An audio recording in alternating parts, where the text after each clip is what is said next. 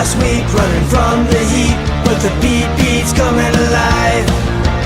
Let's get lost tonight. Lord, who's on my right?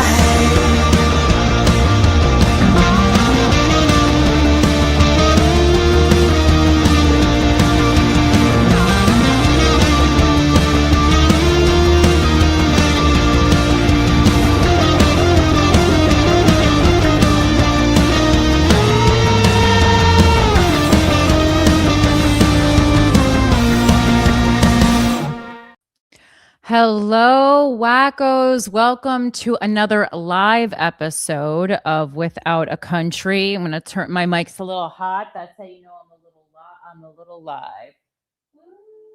Ooh. All right, turn that down a little bit. I think that's good. I like to really pop in my own ears. It just helps me to focus. But hello, welcome to Without a Country. We have had episodes all the weeks that I was gone, but they weren't all live episodes. So make sure to check those out if you haven't already. I feel like sometimes the algorithm on YouTube prioritizes the live streams a little bit more, but there was an episode for both of the Wednesdays that I wasn't live. The first week we did a really cool, well, our main story was a really cool story about Nicole LaPera, who, if you're not familiar, she's a wellness influencer who I don't want to say personally have had it out for, but I've just been on to her BS since day one.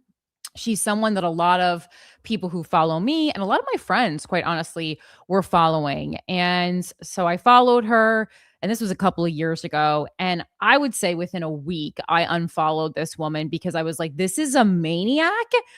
And it always really concerns me when smart women like who really like know about themselves and are extremely like media literate, and who I would trust to watch, living creatures, like really smart women seemingly being like tricked by her, because immediately I was like, this is like a prime example of a wellness charlatan, in my opinion. And there are so many of them. It's part of the reason I don't even like to talk about spirituality or like Wicca or tarot that much online, is because I just don't want to be entered into this like charlatan, trickster, scammer algorithm.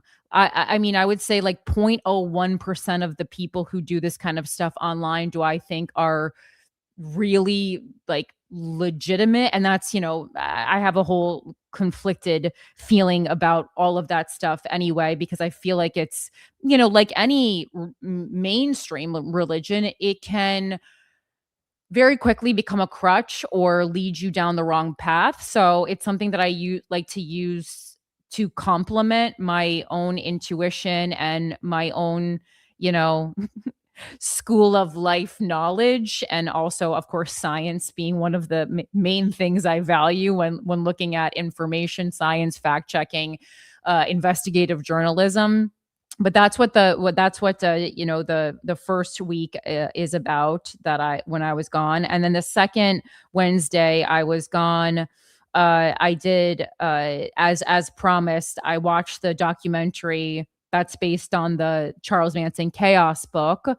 And we talked about Charles Manson and his possible connection to MK Ultra as based on that documentary. So that was the evergreen episode that I had done for you guys, which we haven't done like an evergreen documentary episode in quite some time. So that was fun to do. But make sure to check those out. Those are available both on YouTube and audio only. If you haven't done so yet. Alfred is here. While I was in Scotland, he was at his grandma's house running around a big backyard in New Jersey. So he is still exhausted from that. And we saw a lot of wildlife too. So he saw some bucks. And I think last time he was there, he saw a fox and a skunk, but I think he just saw bucks this time. Right, Bubba? You're so sleepy.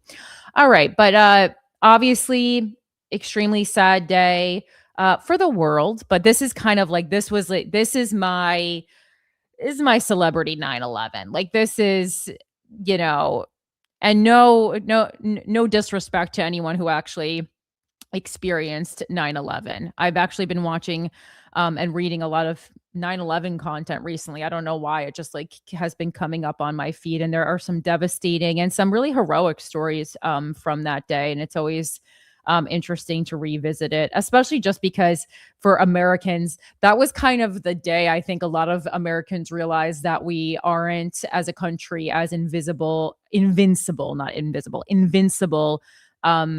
we had previously maybe been made to think by our government. Obviously, I was still a kid. I was a teenager when 9/11 happened. So I didn't, I was more of the school of thought where I was just kind of believing at that time things I heard on the news and what like the government told me, and then later on would kind of investigate a little bit more for myself, obviously.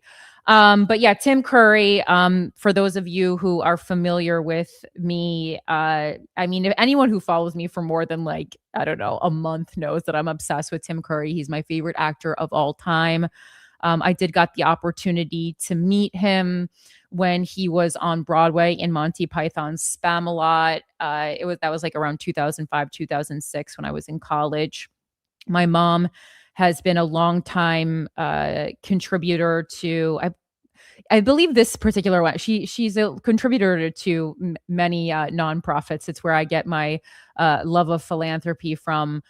Is definitely my mother, but I believe this was through Save the Children. She's like a long time donor to Save the Children, and I believe it was that organization that put together some kind of a charity dinner. And the cast of Spamalot was there, and Tim Curry was there, and that's why she made a larger than normal donation. Like, we're not a family that was well off enough to be attending philanthropic dinners. That is certainly something that's pretty much reserved for the wealthy. But my mom knew that Tim Curry was going to be at this particular charity event, and she was like, well, I don't mind, of course, shelling out a little extra money so that you can meet Tim Curry, and obviously it's going towards a good cause. So she did that, and I got all gussied up. There's a picture of me and Tim Curry on my Instagram right now if you want to see. But I got to meet him, and I remember I was so nervous approaching him, but obviously like I had to do it. My mom had spent all this money, and at that time you're talking to someone who, I mean, I had been living in the city a couple of years on my own at that point. So I was like much better than I had been in high school. But like there was a point in time, and I don't know why this happened because I was still like the lead in school plays and stuff in high school. But there was a point in time when I like literally was so like shy and not an antisocial that I literally wouldn't even like order from a waitress at a restaurant, which is so funny because I've literally run for mayor now.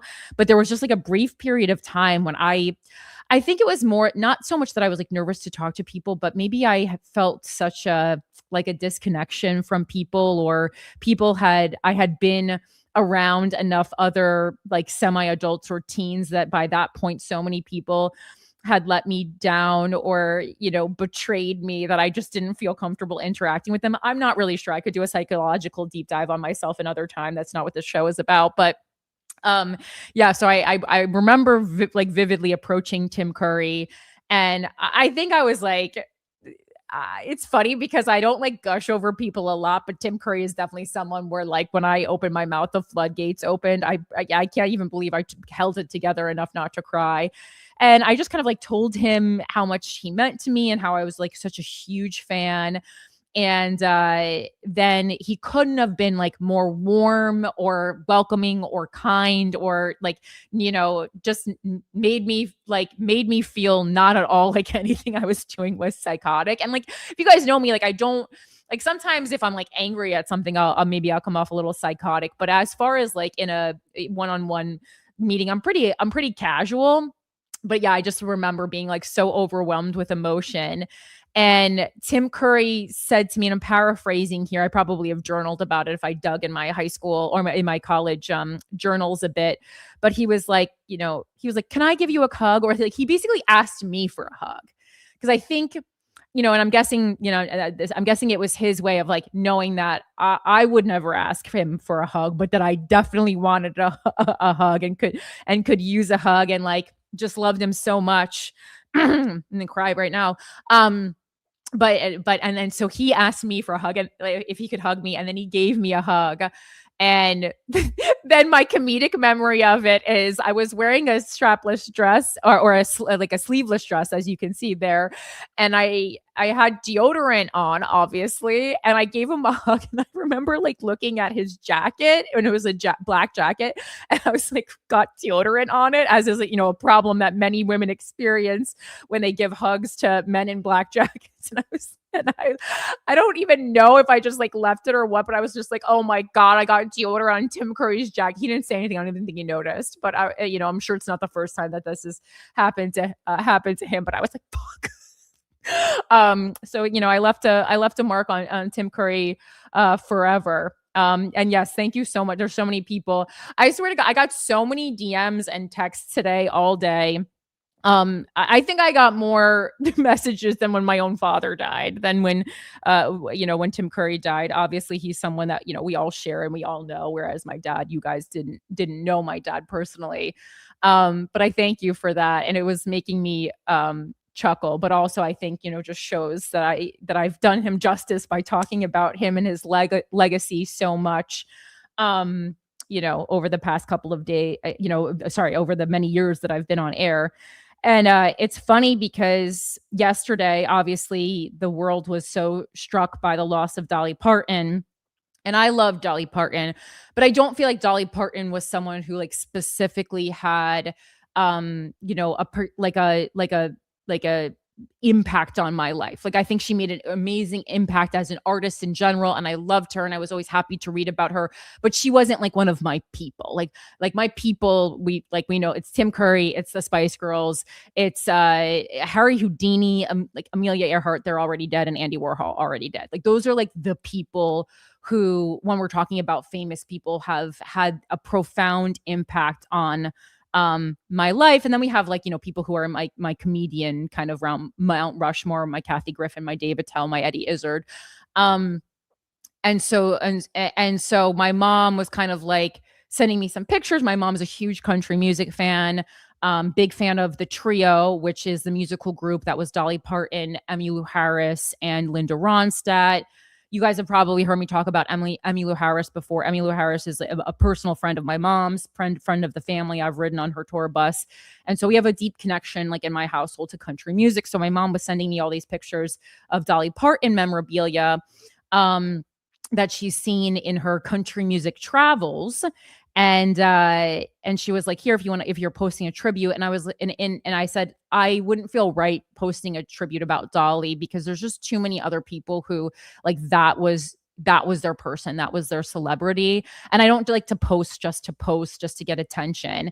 And so I was thinking so much of Tim Curry yesterday, because, Tim Curry was like my Dolly Parton for many people. And basically I was telling my mom, like, no, this is like, this kind of tribute for me has to be reserved for like Tim Curry or the Spice Girls. Those are the people that are, I'm hard posting about, that really, really, really had a profound influence on my life and me as an artist. And like, I was, I have an article about Dolly Parton that I'll share. And I think she's, because she has done such amazing work as far as her financial contributions and the way she, improves, single-handedly improved literacy and school dropout rates where she's from. She's done so much. On this show, we talk a lot about how there is this race divide in our country, when in reality, but that's the divide that our government wants us to see. When in reality, in my opinion, the real divide is the financial divide. And I think Dolly Parton's a great example of that, because, we don't, like, I think some people are like kind of forget that there are tons of poor white people in America. And poor white people, I think, feel really angry about that and overlooked. And like, I get that, even though it's like, we're never living in a space where like, oh, poor white people, but like there are, like, Appalachia. And so Dolly Parton is this like probably the biggest, amazing, success story when we talk about someone who grew up so poor. And like, I've been to Dollywood, and in Dollywood there's a replica of her childhood home, and like, to me, that was the most, what besides the cinnamon bread, was the most interesting part of Dollywood, because Dollywood's like a really super fun, beautiful theme park. But I loved that part of it where you could just see, like, this is a woman who now has a literal theme park that she built, that is about her, but she still paid homage to her life and her beginnings, and where she's from. And I think she's someone who always did a really good, and there's, lots of celebrities who do that, but she is an example of someone who's really good and never forgot her roots, both in sharing her story and letting us know where she's from, but also, giving back to the community that she's from. So we'll talk about that in a second. But yeah, I was thinking about like Tim Curry, because this one I could go off book for. I don't need any articles about Tim Curry. Tim Curry, this is a man who's still in my childhood bedroom to this day, next to my bed every night. Little Corinne Fisher would go to sleep next to a towel I had hanging. I think I paid at the time $250 for this towel, which, when you're like a kid, $250 is a ton of money. Probably one of the most expensive things I owned for most of my childhood that I had purchased myself. And it was on eBay. And like, I was very fluent in eBay because my dad was into memorabilia. So obviously, like, when eBay came out, I was like a bidding girl. And I have that like love for memorabilia and stuff, because it was, that's my dad's business, and something that I grew up with. My mom also likes it too, but I would say like my dad is really where like my love of memorabilia, and that stuff doesn't just have to mean capitalism. Stuff can really be this physical manifestation of the people, things that we love. And that's a concept I thought about a lot when I was working at Perfectly Centered, and that I really enjoyed like sharing with people who would come into the store. But yeah, so I bid on and won the towel that Tim Curry uses in Charlie's Angels, in the scene where he gets a massage from Lucy Liu.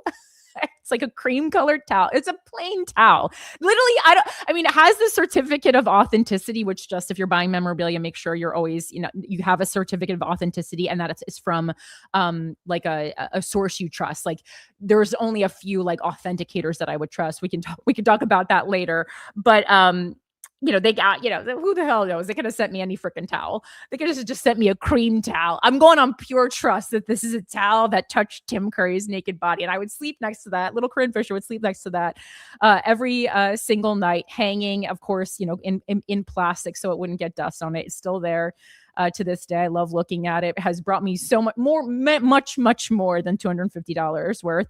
And I believe my dad got this for me, but he was always kind of gifting me interesting memorabilia. And he got me a plaster cast of Tim Curry's face. So this is a cast that Tim Curry, he had sat for, and I'm sure they made, multiple of them. They didn't just make one for me, Corinne Fisher. And nor did he know it was going to go to me. But yeah, it's a plaster cast, and then they painted it gold. It's just Tim Curry's face. And I just had it in a plastic case, like my childhood bedroom's like a little weirdo museum. And I just had that there for many years. And like, this is just how I grew up. This is not weird to me at all to have this kind of memorabilia in the household. But then I would, like, every time my friends would come over, they would be like, what is this? And I would be like, oh, I guess everyone doesn't have a plaster cast of their favorite celebrity just sitting in their home. People would be like, doesn't that scare you? And maybe like, no, it brings me great comfort. Tim Curry's watching over me. I mean, obviously his eyes were closed, so the plaster didn't get in there. So I had that, and I was also in this Yahoo group. Like, I don't know if you guys remember, if you're younger than a millennial, you're not gonna even know what I'm talking about. But it was like, they were just kind of like little, kind of like early Reddit, I would explain it at, but less negative. But they were just like little special interest groups that you could join on Yahoo and just talk about whatever your passion was. And so I, as a teenager, joined the Tim Curry group because, again, I didn't know. Like, for me, I was like, yeah, it's normal that like a 16-year-old girl loves Tim Curry, and like that's like her number one celebrity crush. Meanwhile, I was like, he's in his 60s. And so, of course, I'm in this group, and it's all like, it's a bunch of, at the time, 40 to 50-year-old housewives who I'm just chatting with. and I wasn't pretending to be an age I wasn't. They were very welcoming to me, but I just spent a lot of my teen years in this Yahoo chat group with a bunch of fully adult women, exchanging, like, at that time, probably illegal files, not like anything like sexual, but just like, there was a lot of Tim Curry content that in that age and technology, didn't exist online, didn't exist on YouTube, whether it was like old voice work he did, because he is an incredibly prolific voice artist. I mean, so many cartoons, and so many movies, and so many like guest star appearances on old sitcoms. Like Tim Curry, truly, if we want to think of an artist that had his foot in anything, it's Tim Curry. And I guess, like, obviously my love for Tim Curry started when I watched the Rocky Horror Picture Show for the first time, which the year I became obsessed with the Rocky Horror Picture Show was sixth grade. That was the year that I watched the Rocky Horror Picture Show every single day after school. And again, if you know me, I have passion, commitment, I am motivated. And so that's 180 New Jersey school system days of watching Rocky Horror Picture every single school day for the sixth grade. I would come home after school and I would watch the Rocky Horror Picture Show every single day. And so I've seen that movie now 180 days plus all the times I've seen it, and shared it with other people that I love since, well over 200 times. I remember my childhood best friend, Alexandra, who is no longer with us, sadly. We were in summer school one year and we were doing a show. We were doing like this like compilation show of Rocky Horror Picture. Like, and one of the songs that we were doing in this musical compilation show was Time Warp from Rocky Horror Picture Show. And none of the other kids knew who it was, because I guess they didn't have cool parents. But me and Alex had very cool moms and dads, and who showed us things probably well before we could really understand what they were. And so Alex and I knew every single line to Rocky Horror Picture Show. Every single line we knew. And so we were watching it as the movie together to get a sense of it in theater summer school. It's called Union Music School. I think it's still around. And and everyone was so annoyed with us because they couldn't enjoy the movie because we just kept quoting but we were so obsessed. We're like, we can't watch this movie without quoting it. And so I first saw Rocky Horror Picture Show when I was in third grade. And then in sixth grade is when I became obsessed. And I think sixth grade is the year that my mom took me and my brother, who, mind you, is 5 years younger than me. So he was like a little kid, to a theater to see the live Rocky Horror Picture Show. And if you're not familiar with Rocky Horror Picture Show, it's a cult classic, so I highly recommend watching it. And it plays with so many things that are now really commonplace, but when it came out, in the mid 70s, this was things that everyone as a culture really wasn't accepting, talking about like, playing with gender and, gender fluidity, and just kind of like multiple ways to be an outcast, and multiple ways to explore your sexuality and the way you dress and the way that you express yourself. And I think, Rocky Horror is so special because of that. And it's interesting because I saw so many people kind of between the death of Dolly Parton and Tim Curry being like, oh my God, check on your gay friends, rough day for, rough 48 hours for the gay community. And I don't at all want to take away anything from the gay community. Undoubtedly, Dolly Parton and Tim Curry had especially the Frankenfurter character from Rocky Horror had a huge impact on the gay community. But I'm like, just women are really huge fans of both of these people too. And arguably, especially someone like Dolly, had a greater impact, like maybe when we're talking capitalism, maybe more impact on gay culture. But when we're talking about like women progressing in society and being able to be both powerful and sexual at the same time, I mean, this is like where like women, I feel like, are always just like, oh, and women too, but like big impact on women. And I walked Alfred all around. I just needed some space.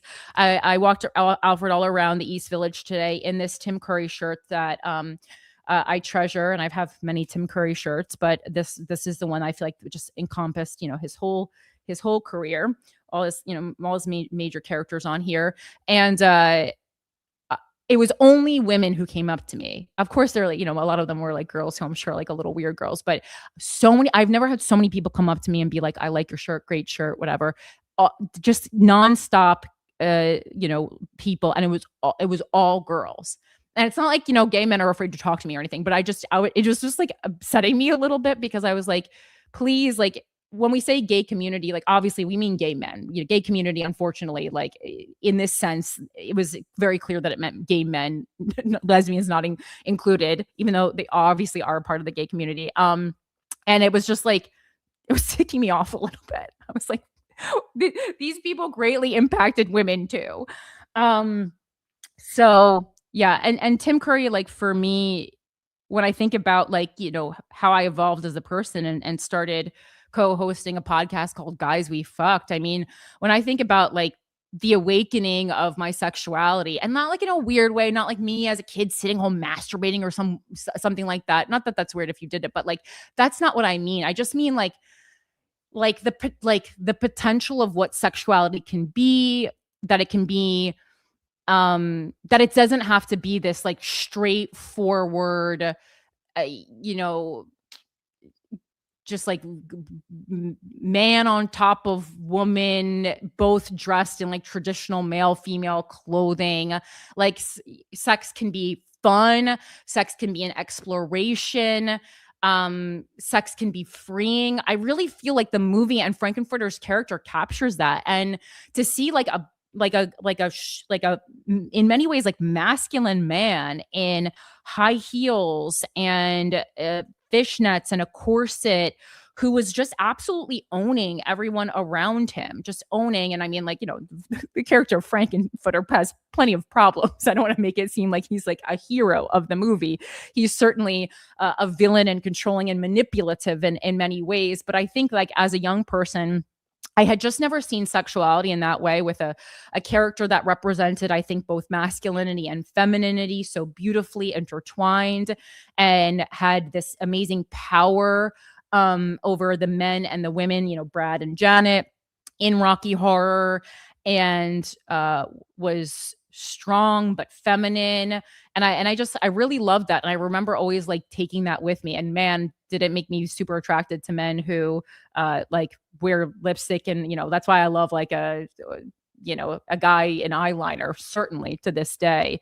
And someone who is just like confident in like however they feel sexually, is confident in it, doesn't feel shame around it, doesn't try to hide it, dresses however they want to dress. And I think like Frankenfurter kind of teaches us all of those things. And again, I think these things are a lot more common these days, but when I saw it, it was certainly my intro. And even though I grew up in a very sex positive household, but it was my intro to sexuality in a new way, where it wasn't kind of just like a woman being submissive to, like a cisgender woman being submissive to a cisgender man. Like, I think that's kind of what you see so much of, especially in the 90s when I grew up. So it was nice to see like the power play, and even like the character of Janet kind of being like very comfortable having sex with a sweet transvestite, his words, not mine.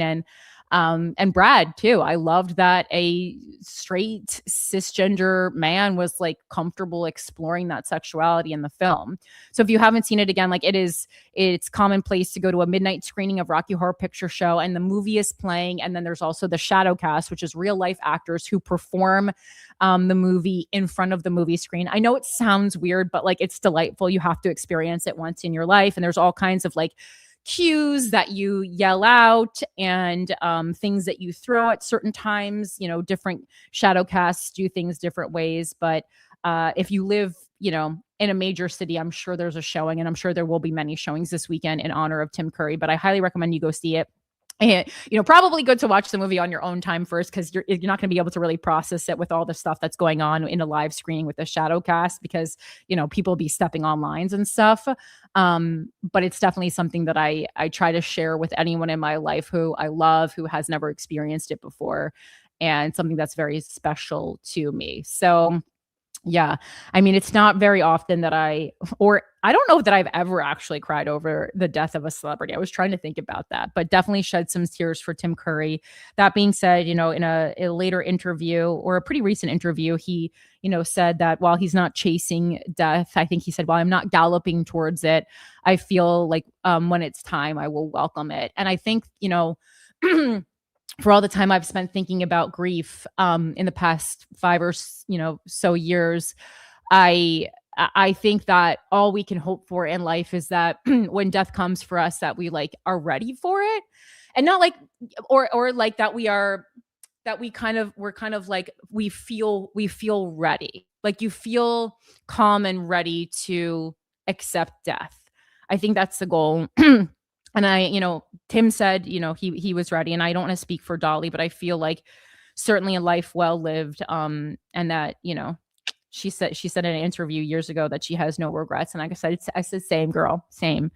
Even the bad things that happen or the bad things that we've done, I think like no one's living a completely clean slate, and we hopefully did them with the best intentions, or the intention to survive perhaps at the time. And so that's my thoughts. And yeah, Tim Curry. I mean, obviously Rocky Horror is like what he is most known for, but Clue is a great movie that features Tim Curry, or he's the lead in. Home Alone 2 is how a lot of younger people know him. He's the concierge in Home Alone 2. He's the dad in Wild Thornberries if you're like super young. But yeah, rest in absolute pleasure, Tim Curry. All right, so let's move on to Dolly Parton. Heidi said, Corinne, I'd love to hear your thoughts about people who, upon hearing about Dolly's death, their first question online was, did she have a stance on Palestine? I'm actually surprised that I didn't see that.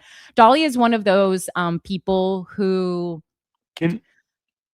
I'm sorry. Can I just do Tim Curry? My favorite Tim Curry thing ever. Of course. They say that the two best Muppet movies of all time were A Muppet Christmas Carol and Muppet Treasure Island, because Michael Caine treated the Muppets as fellow actors. And Muppet Treasure Island is secretly the best because Tim Curry considered himself a fellow Muppet.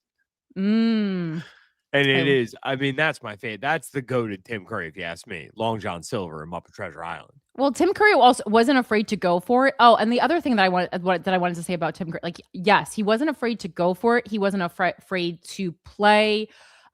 He could be silly. He could be sexual. He could be serious. I mean, there was like a Titanic miniseries he played a rapist in, and it was just like fucking compelling. Whoa, like about the Titanic he was raping people on a sinking ship? Yeah, I mean, unless I'm... What? I'm not remembering this. He was sexually assaulting people. Yeah, I'm like, I don't know. It was a very good Titanic miniseries, though. Like, I've never seen the Leonardo DiCaprio Titanic, but I have seen the Tim Curry Titanic.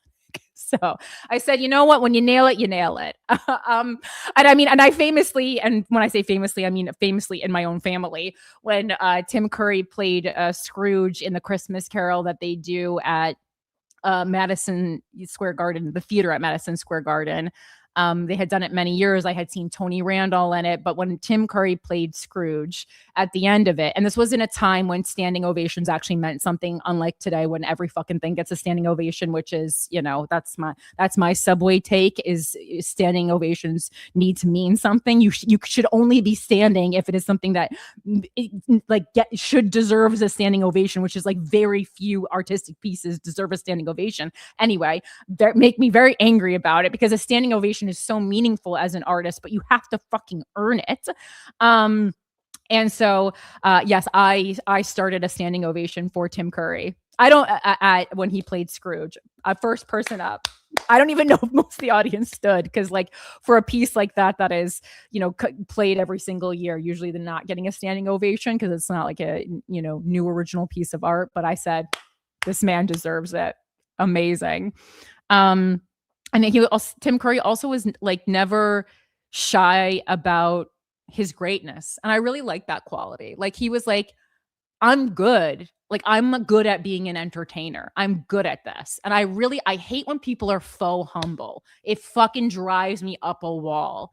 Oh, am I good? I can't even watch my own work. I watch my Instagram stories like they're an award-winning. They're like that like they won a fucking Oscar. Okay, and I think that you all should love yourself in the same way. Anyway, yeah. So back to Heidi's comments about. I was actually so surprised because my Instagram algorithm is so far left that I see kind of stuff like that all the time. I didn't see anyone say that. Dolly is one of those very few rare people that very a very small number of people have anything negative to say about her. And I think we saw that in all the tributes yesterday, and certainly continuing on today. And I mean, yeah, I just think that's like maybe especially for someone who has done so much like for the community and given so much of her wealth, and we're going to talk about in a second, but certainly could have if she wanted to have become a billionaire, and didn't, because she was actively for years and years and years and years giving away her wealth. Like that's not necessary. Like that's not a question that is necessary. She's already dead. It's not a question that's necessary.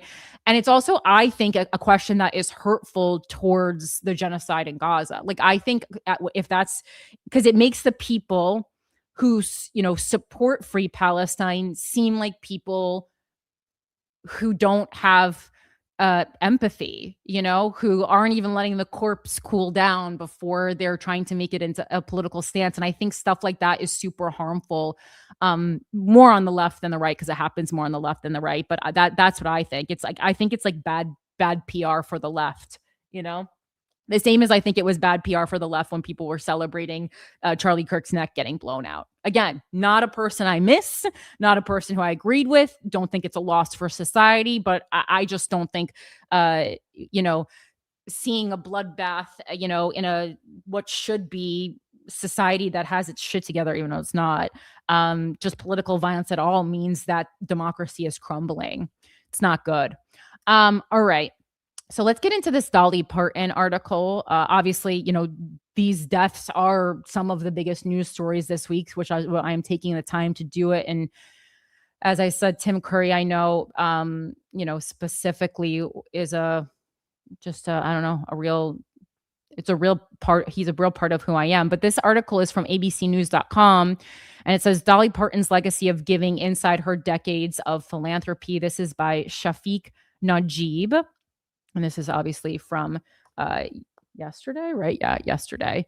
Dolly Parton, the country music legend who died Tuesday at age 80, leaves behind a legacy that extends far beyond her music. Throughout her life, Parton gave back through philanthropic efforts that supported childhood literacy, medical research, and people in need, particularly in her home state of Tennessee. Parton's death was announced by her publicist. No cause of death was provided. Now we know that it's cancer. One of Parton's philanthropic efforts was Dolly Parton's Imagination Library, the book gifting program she started in 1995. And if you have a newborn kid or like a very young child, sign up for Imagination Library. I always thought it was only for people who like couldn't afford books, but then like some of my friends have, younger kids and they signed up for it. And I was like, I've been getting Dolly books since Aura was born. Oh, good. I think you mentioned that previously. Yeah. And I was going to make sure that you had your, had Aura signed up, and I want to make sure like my best friend's kids are signed up and stuff. And it's such a beautiful program. And like, for me, some of my fondest childhood memories are my mom reading me books before I went to bed. Like I really would like look forward to so much reading a book with my mom before bed. And I love books. This made me cry earlier. She started it reportedly because her father was illiterate, and before he died, he said it was the most important thing she did. Yeah, like she has been kind of known as the book lady. Yeah, and her dad, she said, my dad's the most hardworking person I know, but he couldn't read or write, and he raised 12 kids. One of Parton's philanthropic efforts, so Imagination Library, she started that in 1995. Parton launched the program in her home county of, I think I heard her say it earlier, I think it's Sever County, Tennessee, inspired by her father who could not read or write. The program, which provides free books each month to children from birth to age 5, regardless of their family's income, eventually expanded across the U.S. and internationally.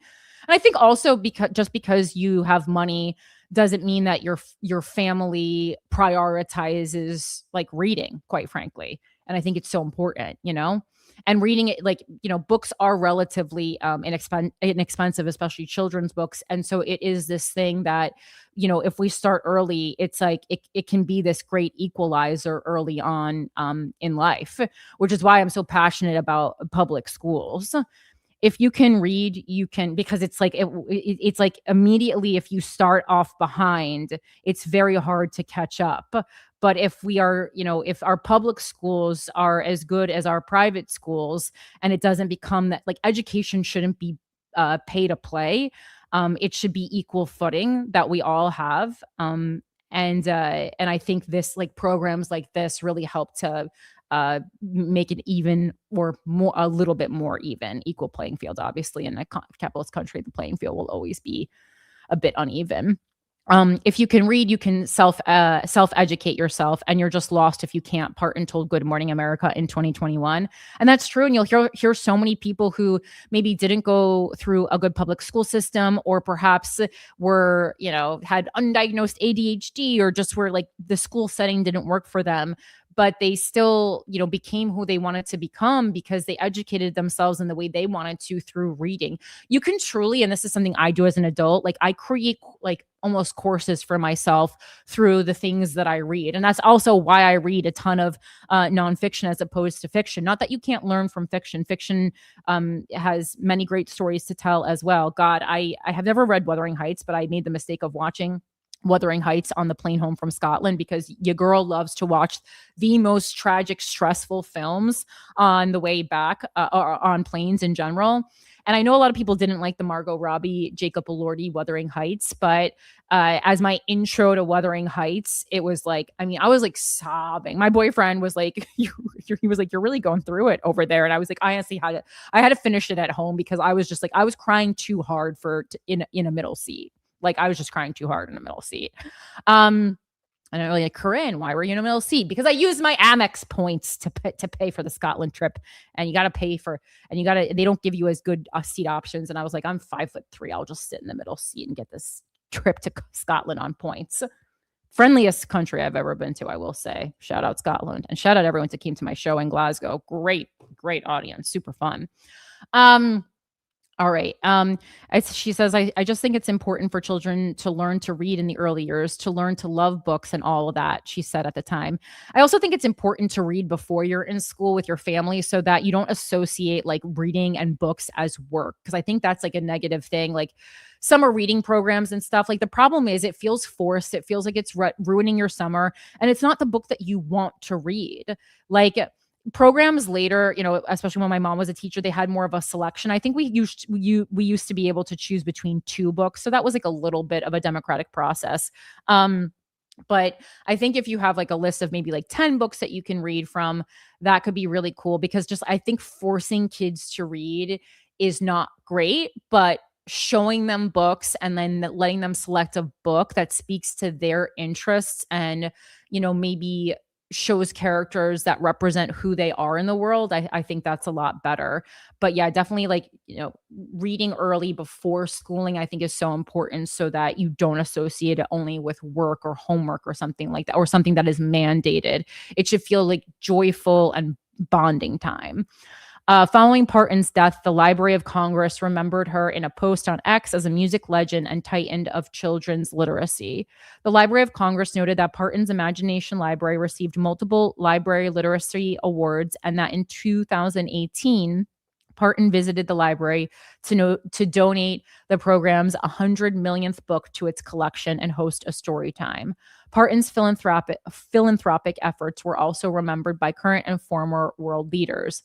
President Donald Trump said he directed American flags to be lowered for the next week, writing in a social media post, in part, "This is a true loss for millions of people. There has never been anyone like her and never will." Which is funny, because he tried to give her an award 2 times and she was like, "No thanks, babe." Yes. Flags at half-mast when, like, we're doing secret, like, soldier funerals is pretty messed up. You know what I mean? Like, Well, we will not release the casualty numbers from Iran. We don't get military honors to the people coming home. It's caskets, like, hidden behind sheets, but we're lowering the flags to half-mast for Dolly. I mean, listen, it's not that I think it's not that we shouldn't do it for Dolly. It's that we should do it for other people who are non-celebrities. But this is more a commentary, in my opinion, on America's absolute obsession with celebrity culture. So this is just like the way we work. And it's so funny to me when people get so angry online about celebrity culture and why celebrities are treated different. And I'm just like, well, we're all complicit in this society that we've built. I do feel. And the thing with Dolly is she was able to like do political things without you know, feeling as political to many people, which is like the more hard polarizing stances you take, the less fans you're going to have. And that's always just the way it is. And so that's why I do feel like our most famous people are people who are just kind of navigating in the best way. And she has said things like Black Lives Matter and has made stances like that are pro LGBTQ, but she somehow managed to do it in a way where she didn't really alienate people, and that is like a special freaking skill. And again, like we know that Donald Trump really holds grudges, and again, she didn't accept a medal from him like multiple times. I was reading somewhere else, and he still feels for her. I guess he loves boobs, I guess. Former President Bill Clinton remembered Parton in a social media post Tuesday. Yeah, he did. Yeah, I was going to say, I was like, speaking of people who love boobs, writing in part, she rose high from her East Tennessee roots and never forgot where she came from. And she always believed in giving back, especially in her efforts to promote literacy. Parton's philanthropy also extended to medical research. And this certainly could have been super polarizing. In 2020, Parton donated $1 million to Vanderbilt University Medical Center to support research into COVID-19. The donation created the Dolly Parton COVID-19 Research Fund and helped support early research connected to Moderna's COVID-19 vaccine. A lot of people, if you remember, during COVID, were saying like, I got the Dolly shot, I got the Dolly Parton shot, and that was the Moderna shot. Vanderbilt later confirmed that Parton's money funded what a researcher described as critical early stages of the vaccine research. 2 years later, Parton donated another $1 million to Vanderbilt University Medical Center to support pediatric infectious disease research. The donation supported research into infectious diseases, antibiotic resistance, and the diagnosis and treatment of infections in children with cancer. I love children, Parton said in a statement announcing the donation. No child should ever have to suffer, and I'm willing to do my part to try and keep as many of them as I can healthy and safe as possible. Parton also stepped in to help communities affected by natural disasters. After devastating wildfires swept through East Tennessee in 2016, Parton established the My People Fund, which provided $1,000 per month for 6 months to families who lost their homes. Years later, Parton again gave back following Hurricane Helene. In 2024, she announced she was donating $1 million of her own money to relief efforts, with another $1 million donated by her businesses. Her decades of charitable work earned Parton the Carnegie Medal of Philanthropy in 2022. For Parton, giving back was closely tied to where she came from and the people she hoped to help. I'm just so proud to have been a part of anything that's good and that's making life a little bit better for people, she told Good Morning America in 2021. And one of my favorite Dolly Parton clips that I had seen before her death, but that was recirculating yesterday, is they're doing basically a press interview for Steel Magnolias, and so the other cast members are there. But this is a clip that's basically her and Julia Roberts. And Julia Roberts is talking about how there was a day on set when it was just so freaking hot and everyone was complaining, and it was so hot and everyone was sweating and they had makeup on, they had wigs on, and everyone was complaining on set except for Dolly Parton. And Julia I think it was like frustrating Julia so much that Dolly was maintaining her composure. And Julia finally ended up saying to Dolly, like, you must be sweating. You have a wig on. You must be so hot right now. It's okay. Just say you're hot. And Dolly said to Julia, she was like, all I ever wanted to be since I was a little girl was rich and famous. And now I'm both of those things. So I'm not going to complain at all. And I think it really kind of like put Julia Roberts in her place in a way that she wanted to, in a way that she received well. And Julia was like, I always think of that, now I always think of that. And it really made me, kind of be grateful for what I have. And, I think of that too. A lot of the time, not that I'm rich or famous at this point, but, I'm a lot of cool things have happened. And I think it's always to keep focused and remember that, life is so much more about how we like react to things than the things that actually happen to us. Like what's going to happen to you is going to happen to you. But your character is based on how you react to those things, whether it's good or bad. Everyone's going to have really fucking bad things happen to them. And hopefully everyone's going to have a good amount of good things happen to them too. And it's how you react in both of those. And let me tell you, it's certainly a testament to one's character, how you react in bad times. I would argue it's even perhaps, especially being in this business, more of a testament how you react when good things happen to you. So keep that in mind. But yeah. Yes, of course, Heidi. Heidi says bad PR for the left. I agree. We're going back to the statement about Palestine, and then just going into this a little bit more because I follow a lot of like women's financial accounts, and they were kind of getting into this a little bit, but obviously it was only like the amount that you can get into something informational, like in little slides on Instagram. So I wanted to research it a little bit more. But it was talking about, number one person kind of was making a video, and I don't know what kind of research he did. He just seemed pretty angry and super far left, so far left that you're like, are you going to become a Republican one day? But he was saying that, Dolly Parton could have been a billionaire and didn't. And then there was this other account, her first 100K, Tori, who was on GWF years ago, who I just love. And if you're interested in becoming wealthy so that you can do good with that wealth, which is certainly an aspiration I have, and have for, all women who intend to do good with their money is Tori at her first 100K. And so she was kind of, pointing to that, it's statistically women are more likely to give back when they come into wealth. And so I wanted to research that a little bit more to see where she was getting that information from. And sure enough, the Women's Philanthropy Institute is the primary research body for these studies. They had a landmark study or studies called Women Give. They did these Women Give studies based on nationally representative household data. And those studies consistently found that women give more often and more money than men at nearly every income level. Among households earning under a certain threshold, 35.2% of women gave to charity compared with 27.5% of men earning the same amount, with the gender gap widening as income increases. Among high net worth households, the top 25% of wealth, women give 156% more to charity than men. And that is cited by Deborah Mesh, who is the Women's Philanthropy Institute Executive Director. A 2011 Bank of America Merrill Lynch study found that in nearly 90% of high net worth households, women are either the sole decision maker or an equal partner in charitable giving decisions.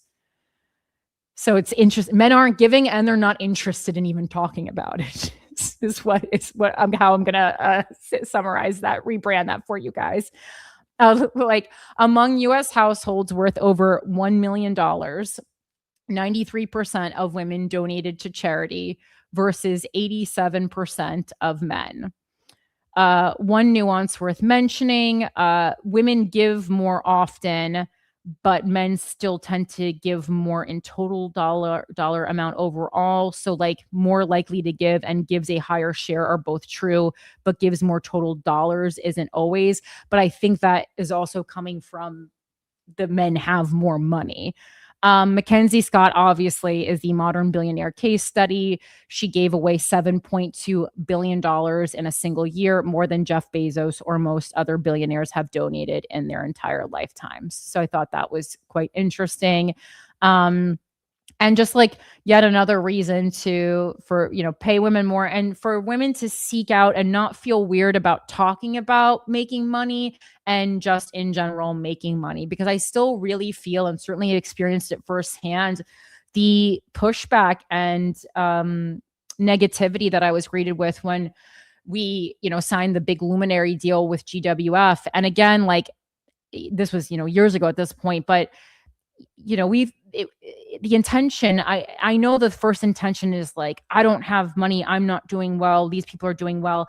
But like, I think it was really important, and I don't regret, even though people got pissed at us, I don't regret sharing that, because I stand by that. It's important. It's important. Historically, this is backed up. It's important for women to talk about money, to talk about how much money they're making, to talk about how the path that got them to making that money, the decisions they made, and to share that, and then to encourage women, to make money, because so many men, you know, feel like, I don't know, I still like to talk about money a lot, like especially in like my romantic relationships, because I do use it as a test for how men are going to be as a long-term partner. And if they feel threatened or intimidated or weirded out, or like think I'm, people love to, this is a comment, the feedback I get all the time. Corinne thinks she's better than people. And it's like, no, I don't think I'm better than people. You think I'm better than you. This is a reflection on you. This is inner work you need to do. I'm not thinking about you.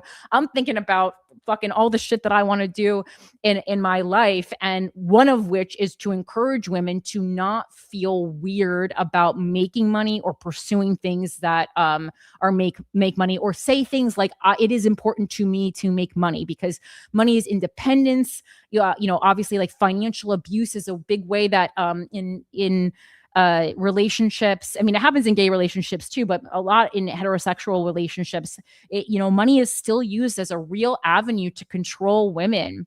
And so it is just so important that women understand money and don't feel shame for making it. And I really stand by that. And I just think that Dolly is a great example of someone who was open about her wealth, and in many ways, in the way she dressed was ostentatious in ways with her wealth, but also shared her wealth and put her wealth to good use. And I think that's like a really great example to set as a woman in America, for sure, and everywhere, but just specifically honing in on our obsessive capitalistic society here. All right. Moving on, a quick shout out to all my Patreon subscribers. Guys, thank you so much. All your Patreons were posted before I left. So if you didn't check, just because I was out of town, of course, I set up those Patreon stories for you before I left. So if you didn't think to check, those are there waiting for you and have been there waiting for you. All hail to our amazing dictator, Christopher Fungi. Hello to my capitalist pigs and my cuties. If you want to help support this show, which is completely independently financed, speaking of money, it's patreon.com/withoutacountry. And I really, really appreciate everyone who is able subscribing. It means a lot to me. All right, enemy of the state now. This is an interesting, juicy story, especially for me as a comedian.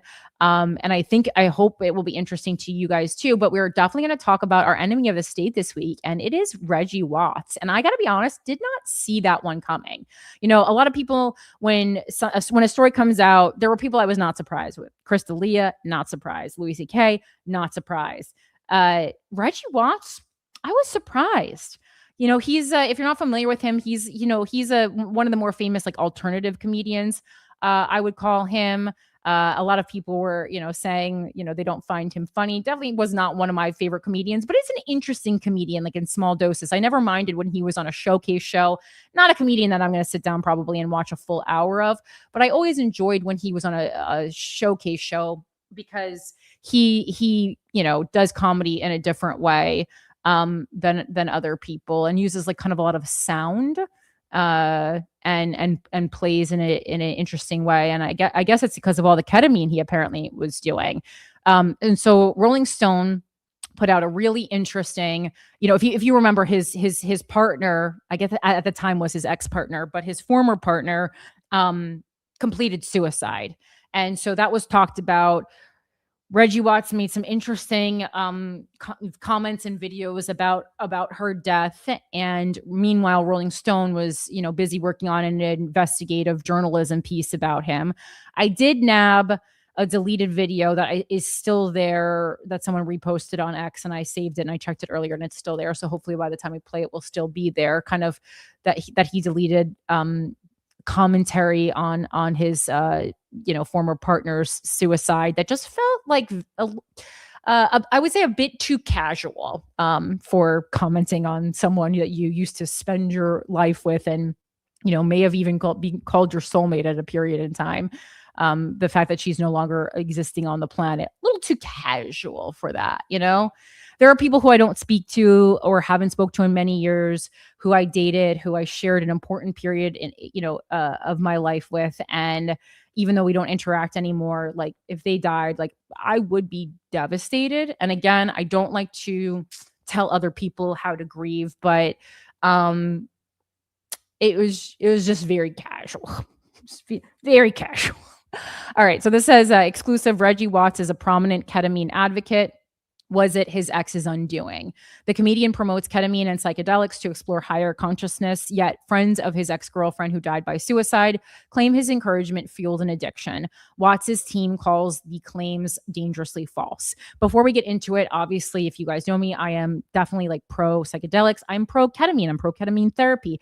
But as with anything, all of these things can be used in the wrong way and too much, and they can be used with pressure and control. And so while I like ketamine therapy and I think it's a good thing, I do also know people who use ketamine in a way that is, in my opinion, making them completely dissociate from reality and just like avoid the problems in their life. And it ain't good. So, as with anything, be careful. This is by Cheyenne Roundtree, and this was published August 20th of this year. In a backyard in the valleys of Los Angeles, a crowd of 60 people gathered to celebrate the life of Katherine McCollough. Family members, longtime friends, colleagues, and even an ex-boyfriend who hosted the gathering at his home spent the evening drying tears and laughing as they exchanged memories of McCollough. How she always forgot her keys, her silly made-up language that they somehow all became fluent in, and the sheer magic that was Kat. But the obvious hung in the air unsaid. In recent months, McCollough had become gaunt. The sparkle in her eyes had dulled, and her smile seemed forced. A mind that got into Cornell Law School, earning a near-perfect LSAT score on her first try, had grown increasingly spacey. Friends struggled to come to terms with how, in the span of around 2 years, McCollough developed a once unimaginable addiction to ketamine. And how the figure, and I think especially just because like I'm like very like in the ketamine world right now, I do think it's like we have this notion as a society that just because things can be used for healing, that like they can't become addictive or they can't become misused. Again, not true. Okay. Believe me, any therapeutic drug, there's been a comedian I know who has found a way to fucking abuse it. Okay. This is 1 degree of separation from this for me. So just so you guys know, be careful, tread lightly. I genuinely almost got that Raytheon was making Ibogaine vapes to be quick deployed to the soldiers on the front line. And I was like, you know what? Like until they said like, PTSD peach, I was like, oh, this is clearly like a joke level, like Onion article. But I was like, yeah, like I could see like, people just huffing Ibogaine, something that is like, just on that same sense. Like, like if there is a drug that can be abused, someone will find a way to do. I know someone who got high off Suboxone. It's like the amount of steps you have to do to get there is insane to me, but like, to each their own. Yeah. And it's like, it's hard because we're in this school of thought right now where, I almost feel weird that there's like nothing that I'm actively addicted to right now, but I worked like that was like I worked really hard to make that so. Like, I've talked, it's silly, but there was, a point in my life when I was addicted to Diet Coke, and even that bothered me. So I was like, which obviously the addiction is caffeine. But so I have become like, I'm almost addicted to not being addicted to things at this point. I've become but it's just like there's so few people I know who are really like raw dogging life, and I get it. I get the want to disassociate, but it's like it just doesn't make your life better because you're gonna have to deal with that shit eventually.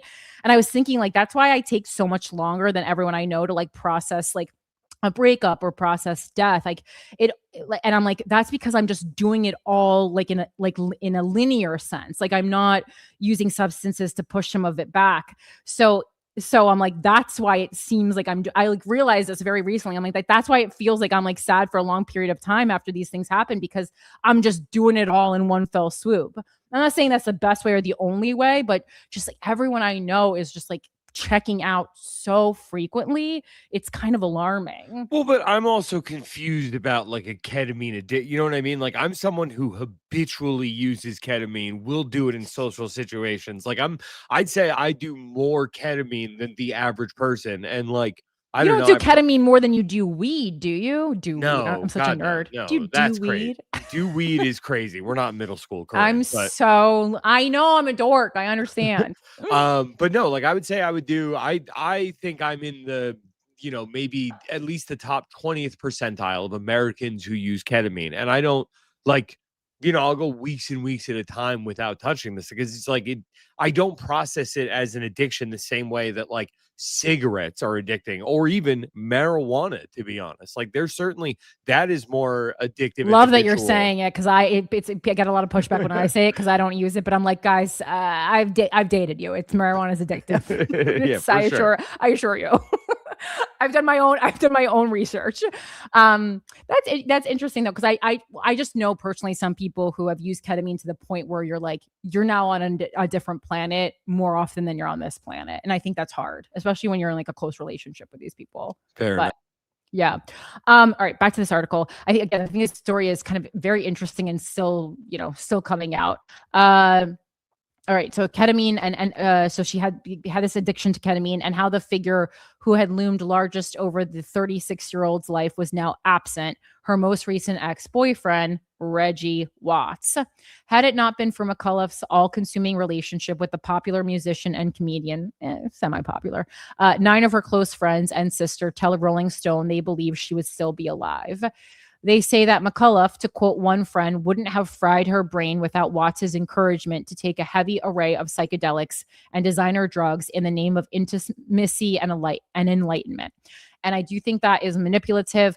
I still am going to say that I am of the school of thought that I don't like, no one can force you to kill yourself, except for like you. I still believe that, but I could be convinced. I know this is like kind of a conversation that we're having more and more in modern times. And I just think that's like maybe a little much to like fully put his suicide on, or sorry, her suicide on Reggie Watts. Do I think he was manipulative and abusive? And yes to those things. But let's read on. And that following McCollough's drug-induced manic episode, which prompted Watts to break up with her, a despondent McCollough wouldn't have secretly traveled to Peru in March to take her life. And that's like, again, like a drug-induced manic episode. So do they mean like true mania, like bipolar disorder? Because this kind of is now reminding me a little bit of the Lindsay Clancy case, where certain things can trigger like mania that could possibly have lied dormant for the person's life. So what's her name? Katherine. Let's see, Katherine. Yeah, because that's the only kind of mania we could be talking about, right? Manic episode, ketamine. Like, did she have bipolar? Okay. I just want to get the medical background on this. Let's see. I don't think they're using the word bipolar here. They're just manic episode. Can you look up, Mike, just if there's any other mania? That's the only manic episode that I know is if you're bipolar. Like, basically my question would be, can you have a manic episode if you are not bipolar? If you can look that up. So basically, she became too much for Reggie Watts to handle, and so he broke up with her. That's what happened.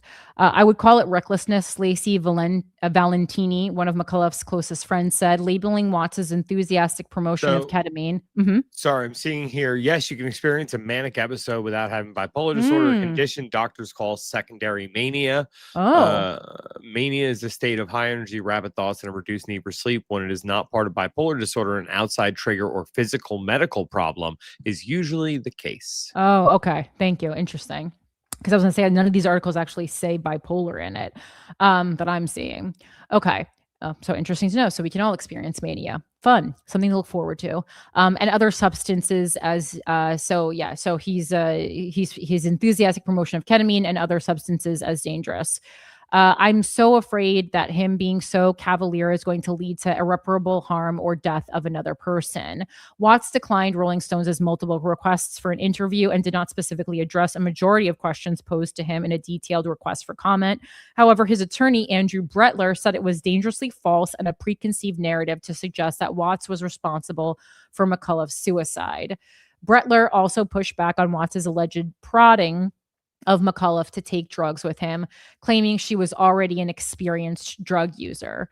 Miss McCollough did not need any so-called encouragement from him, Brettler said in a statement. Still, 5 women who previously dated Watts tell Rolling Stone, and this is where it gets really interesting, they recognize elements of their own experience and how McCollough's friends describe her relationship with the comedian.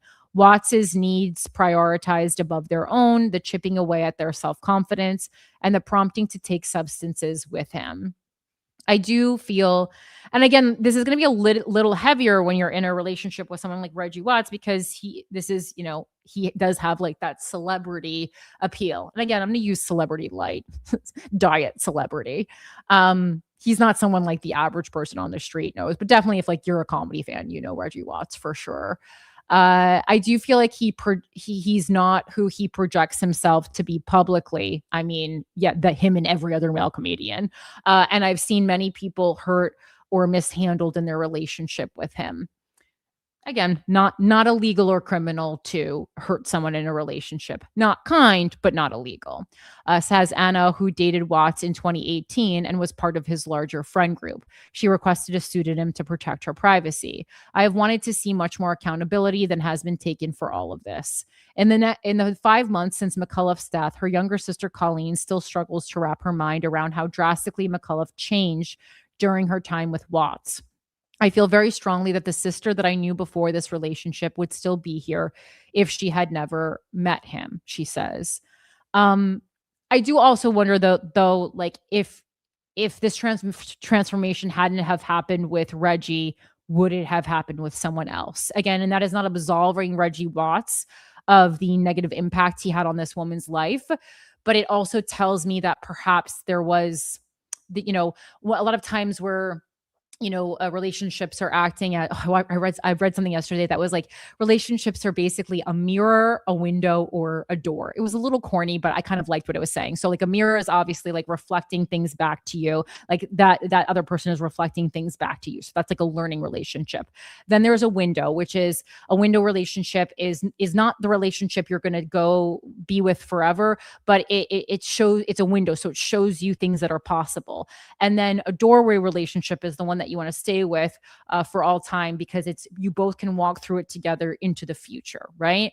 And so this could have also been like this mirror relationship, in that it's like, this is, I'm using this relationship to deal with or grapple with some kind of unmet needs that if I didn't try to seek them from Reggie Watts, perhaps I would have tried to seek them from someone else who would have also been abusive towards me. Again, I don't know, just using kind of a lot of all the, relationship information that I've read over the past 13 years on this. McCollough was impossible to miss. She was striking, model height with large bouncy curls that she dyed various shades of pink and blonde before settling on a captivating auburn hue. Friends describe her as a lovable weirdo who made connections wherever she went and maintained them with check-in texts and hours-long phone calls. She read voraciously, had a depth of knowledge in music, art, and film, and gravitated toward creative pursuits. She had a razor-sharp sense of humor that lent itself to her obsession with the comedy world. And that was her downfall. After years of feeling like she stuck out in her conservative hometown of Columbia, South Carolina, she moved to Los Angeles in 2016. McCollough quickly created a network of friends through attending music gigs and comedy shows, her various jobs, and community and activist groups. She had a brief stint back on the East Coast when she quit her digital marketing position at a record label to earn a law degree at Cornell in Ithaca, New York, but she missed the sunshine and finished her final term at UCLA. It was around this time in May 2023 that McCollough bumped into Watts at a party. She commemorated the moment with a text to a friend. That photo was taken by Reggie Watts, Watts, whose ketamine I was high on. What a life. It's a running joke in Los Angeles that if you're out late enough, Watts will somehow materialize. I mean, the same can be said for Andy Dick. The youthful 54-year-old, is easy to spot. His 6-foot build accentuated by his long frizzled out hair that he wears loose or piled high in a bun that tilts on the side. Watts comes across as lovable, goofy teddy bear, says one ex-girlfriend who requested anonymity for privacy. And again, not to victim blame, but if I've told you once, I'll tell you 1,000 times. These teddy bear nice guy comics are fucking the number one ones you have to watch out for. You are truly safer dating the ones who are outwardly cruel. I'm not fucking with you. Again, I think everyone thinks I'm trying to like hoard all the male comics for myself. I'm so good. I am so good. Female comedians just date male comedians because we literally don't have fucking access to anyone else, and they're the only people who are can appreciate this like one gift that we have in the fucking world. I am telling you, save yourself. Do not date male comedians. I cannot be more serious about this. Who requested anonymity for private. Just the amount of DMs I've got from women who are like, Corinne, I should have listened to you. I dated a male comedian and this is how it turned out. People have lost money. People have been abused. I don't want to victim blame. I just really want to fucking, if there's one legacy I can leave, let that legacy be don't date a male comedian. And someone who's always down for a good time. Date like a real, if you would have to date a male comedian, date someone who has like one foot in or is kind of unserious about it. Even someone who's not good at it is honestly safer. The ones who are good at it are the most dangerous. He's one of the most social people that I've ever met and loves staying out super late, says Dakota, a close friend of McCollough, who was also friendly with Watts and requested a pseudonym for professional reasons. When the bars close down, he frequently hosts gatherings at his house until 5, 6 in the morning. An eccentric character with a cult following, Watts considers himself a citizen of the world. Oh my God. Born overseas to a French mother and an American Air Force father, he spent his early years bouncing around military bases in Germany, Italy, and Spain before his parents settled down in Great Falls, Montana. He grew up around music, taking piano lessons at age 5, clanging out his own arrangements rather than following sheet music. Performing came naturally, but Watts wrote in his 2023 memoir that he was terrible at memorizing and preferred winging it on stage. And we can tell. These early tendencies would become his calling card. Improvisational, surrealist stand-up acts blending music, looping pedals.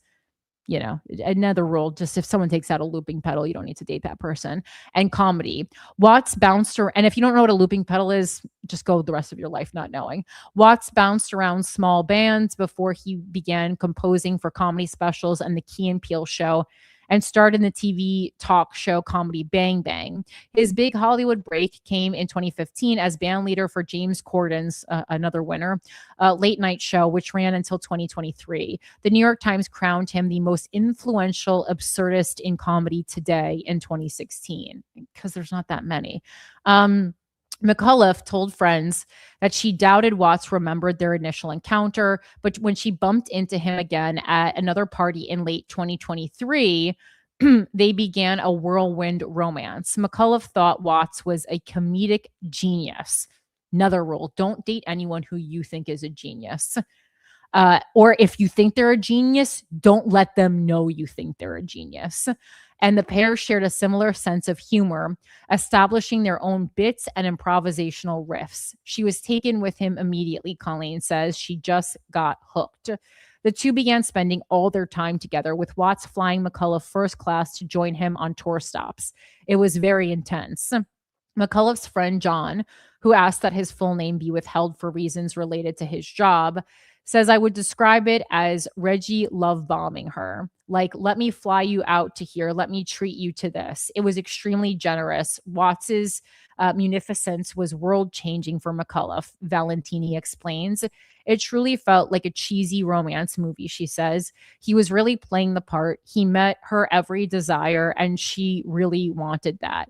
It also pisses me off when, like, guys do things like fly people out, and then you know, it becomes this talking point that when someone does something generous for you, they're trying to manipulate you, because like that doesn't, like, I've just treated people to like really cool vacations. And it was genuinely because I think the most exciting thing of like having money, especially when you haven't had it for most of your life, is that you can treat your friends and your loved ones to things like that's like besides giving back to my community, the community is my favorite part of ever having money, is being like, oh my God, like we can take this amazing trip to this place and we can see this part of the world. So like I fucking hate when it's bastardized like this. But there was early friction. Watts was clear from the beginning that he had been polyamorous. It's really hard for me to say that without laughing, for decades, and McCollough should expect him to continue dating other women. Let's just have a moment of silence for that sentence. At an early age, Watts wrote in his memoir, he became obsessed with the idea of romance, fashioning himself into the sensitive James Bond, the funny James Bond, the James Bond who respected women. Oof. Anytime someone really publicizes that they respect women, they don't, and it's bad. Watts found he had a habit of continually falling for women who were strong, who were bold, who had a little unexpected magic about them, and decided it'd be best to keep all of his relationships open. And you know why, guys? Let me just take you behind the curtain of Reggie Watts for a second, because I know guys like this. I know a lot of Reggie Wattses, okay? Number one, not as compelling in real life as you would think. Once you take away that looping pedal or whatever the fuck, you're not that interesting. Number two, when anyone who's like, oh, I like strong women, or like could continually date that kind of like a woman, some really like them, but also for a guy like this, with what we know about him now, it is most satisfying to break down a strong woman, right? If you're already weak, what's the thrill in breaking down an already weak person? That's not a challenge. When you are fucked in the head, though, breaking down a strong woman, that's a fucking kink. McCollough was not game. After a few months of dating, McCollough effectively gave Watts an ultimatum, and he agreed to be monogamous. She then moved into Watts's Silver Lake home, the Brooklyn of Los Angeles. After that point, they hard launched, John says. Watts went first, posting a snapshot of McCollough kissing his head to Instagram. Girlfriend, he wrote in late May 2024. Can you imagine being in your 50s and having the fucking Instagram caption be girlfriend? Ugh. McCollough followed days later. This is Reggie. I love him. Okay. A few months into their relationship, Colleen felt she was watching her sister completely do everything to bend herself to fit his life. Although McCollough was supposed to be studying for the bar exam, McCollough reassured friends that she had things under control, cramming in sessions from dimly lit airplane cabins, backstage at a show, or cocooned at social gatherings. Let me tell you one place where you're not going to study for the bar exam. It's backstage at a comedy show. Okay. I'm lucky in the green room that I can think about my own set. McCollough felt a need to be near Watts constantly, fearing he would lose interest if she didn't accompany him to events.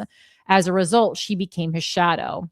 Friend Maria Vanderslice recalls gently broaching the topic with McCollough, asking why she didn't seem to be taking her law career seriously. Watts interjected, proclaiming his love for McCollough and telling Vanderslice that he and McCollough were spiritually married and he would take care of her forever and that she didn't need to worry about money ever again.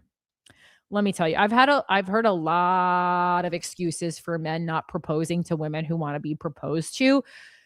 This is the first time I'm hearing spiritually married. If someone tells you that you guys are spiritually married, be like, can I get a fucking spiritual ring to go along with that? Oh my God, it's making me so angry. Those promises influenced McCollough to quit her legal externship. This is where the friend group needs to fucking have an intervention.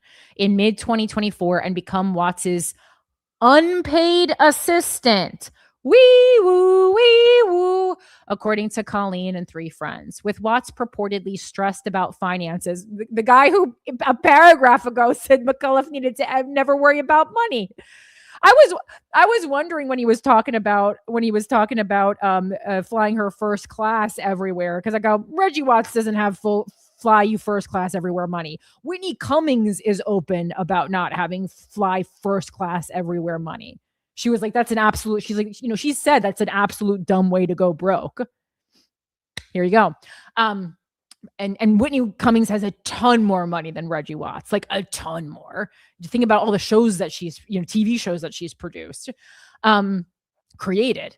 With Watts purportedly stressed about finances in the wake of Late Show's end, McCollough volunteered to subsidize his costs by running his social media accounts and handling odd jobs like manning his merch stand. Oh my God. Everyone, I'm going to have a manic episode right now. Everyone in McCullough's circle could see she was consumed by the relationship. McCullough's ex-boyfriend and friend Travis Flournoy says that prior to dating Watts, she actively resisted discussions around spirituality and higher consciousness. She was the least woo-woo person, he says. That's a dangerous place to live in Los Angeles if you're anti-woo-woo. But Watts, who is well-versed in Gnosticism, and we're going to fucking an esoteric religious philosophy that places emphasis on the spiritual realm and obtaining wisdom about oneself. Oh my God. I want to look a little bit more into Gnosticism because I know a lot about the schisms, but that's not one I've ever heard of before Reggie Watts. Core beliefs of Gnosticism. It's a collection of, okay, so that we already went over. That's giving me the same definition, but the core beliefs are that there's a supreme God versus the demiurge. Gnostics, and it's Gnostics if you're listening. Gnostics believed in a hidden, perfect, supreme being and a lower, flawed creator God called the demiurge who made the material world. Spirit versus matter. They held a dualistic view where the spiritual realm is good and the physical material world is evil or corrupt. It is so funny to me when rich, famous people believe in religions like this, where this physical material world is evil or corrupt. Okay. Listen, I'm very into this, into the realm or of other realms where just our character and our goodness matter and exist. But like, I'm also doing some work in the material physical world. The divine spark. Humans possess a trapped divine spark or seed of light inside their physical bodies that originated from the higher spiritual realm. Okay. Salvation in Jesus. Secret knowledge. Salvation is achieved not through faith or good works, but through acquiring gnosis. So this is getting very Scientology right here. An intuitive secret realization of one's divine origin and the way to escape the material world. Okay. Role of Jesus. Many Gnostic groups viewed Jesus as a divine teacher who brought this secret knowledge rather than a savior who died for physical resurrection. So they kind of just took Jesus because I guess his branding was good. And they're like, well, what if we reframe this into this religion that we just made up? All right. Oh my God, these male comedians. Okay. So all this Gnosticism seemed to have a profound impact on McCullough's worldview. She began parroting some of Watts's beliefs about discovering one's higher self to her friends and mused on those concepts in her own writings. She felt very strongly that Reggie was her soulmate and her teacher. You can be a soulmate or you can be a teacher. You can't. I am going to argue that if you think someone is both your soulmate or your teacher, you've gotten yourself into a predicament. McCullough's longtime friend Andrew Margalit says she just wanted to fucking be with him. Love that quote. Watts's fondness for drugs is no secret, with one mutual friend on his and McCullough's describing him as an all-day, everyday ketamine and marijuana user. He's a psychedelic evangelist and self-declared psychonaut, believing, he's psycho, all right, believing psychedelics and spirituality go hand in hand. He wears shirts with Ketaverse printed on the front and has appeared on a number of podcasts, academic panels, and a Netflix documentary discussing his experiences with substances. Yes, Mike, you wanted to say something? Yeah, I wanted to say yuck. Like, as somebody, listen. I know, like, you and I are both really into and open to these things, and I love that we're both like, ew. Yeah, I mean, listen, I describe myself as a psychonaut, like I've done the ego death a number of times. I've had very scary trips on psychedelics, but like, dude, come on, man. Like, tell me that you're only about like trying to get laid with like this is like freshman college women level pickup line. Like the Ketaverse, dude, like grow up, man. Like the Ketaverse is down the street from the Manosphere. Like it's like honestly, like if you did like you know, like a Lisa Frank style, like wild horses running, and then just put ketamine underneath, I'd respect the hell out of that. The Ketaverse, like we need to tap into what Mark Zuckerberg's got going on to let people know how cool ketamine is. You stink. An absurdist. You would have to be absurd to pay money to see Reggie Watts tell you about the Ketaverse. Right? That's the thing. It's just like, again, it's a little inside baseball, but like you guys can look up performances of Reggie Watts. Again, something that's cute for 15 minutes and then you go, okay, I got it. His first exposure to drugs came as a teenager smoking marijuana in high school. Watts said he didn't see cannabis as a thoughtless form of escapism, but an intentional opportunity for self-discovery and enlightenment. Okay. Yeah, Mike, did you have something to say about that? You were in high school. I was going to say, I was like, not have intention upon marijuana usage in 9th grade. Shut up. Psychedelic exploration came while living in Seattle. Of course it did. And performing with his early musical group Mactub in the 1990s. But Watts said he scaled back when he entered his 30s. Now I rarely do them. He told Forbes in November 2020, maybe I'll do mushrooms or something like that once every 3 or 4 years. Why? Because you realized you were a bad person. And when you tripped that you saw that you were a bad person and it was scary. By 2021, Watts took a liking to ketamine.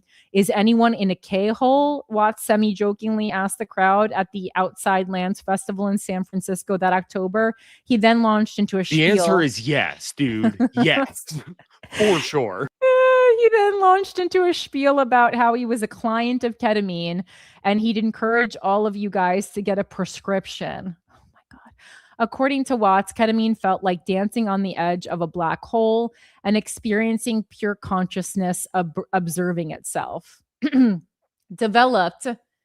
I don't know how you would describe ketamine, Mike, but and I'm someone who's only used it in a therapeutic setting. I would describe ketamine as like clearing out like gook from your soul, like that, like grief and things that you thought you had fully processed, like there's still some left, and it helps you get that out. Like, to describe it in a really gross way, if you've ever like popped a zit and you think all the pus has come out and then you push it again and you're like, there's a little bit more.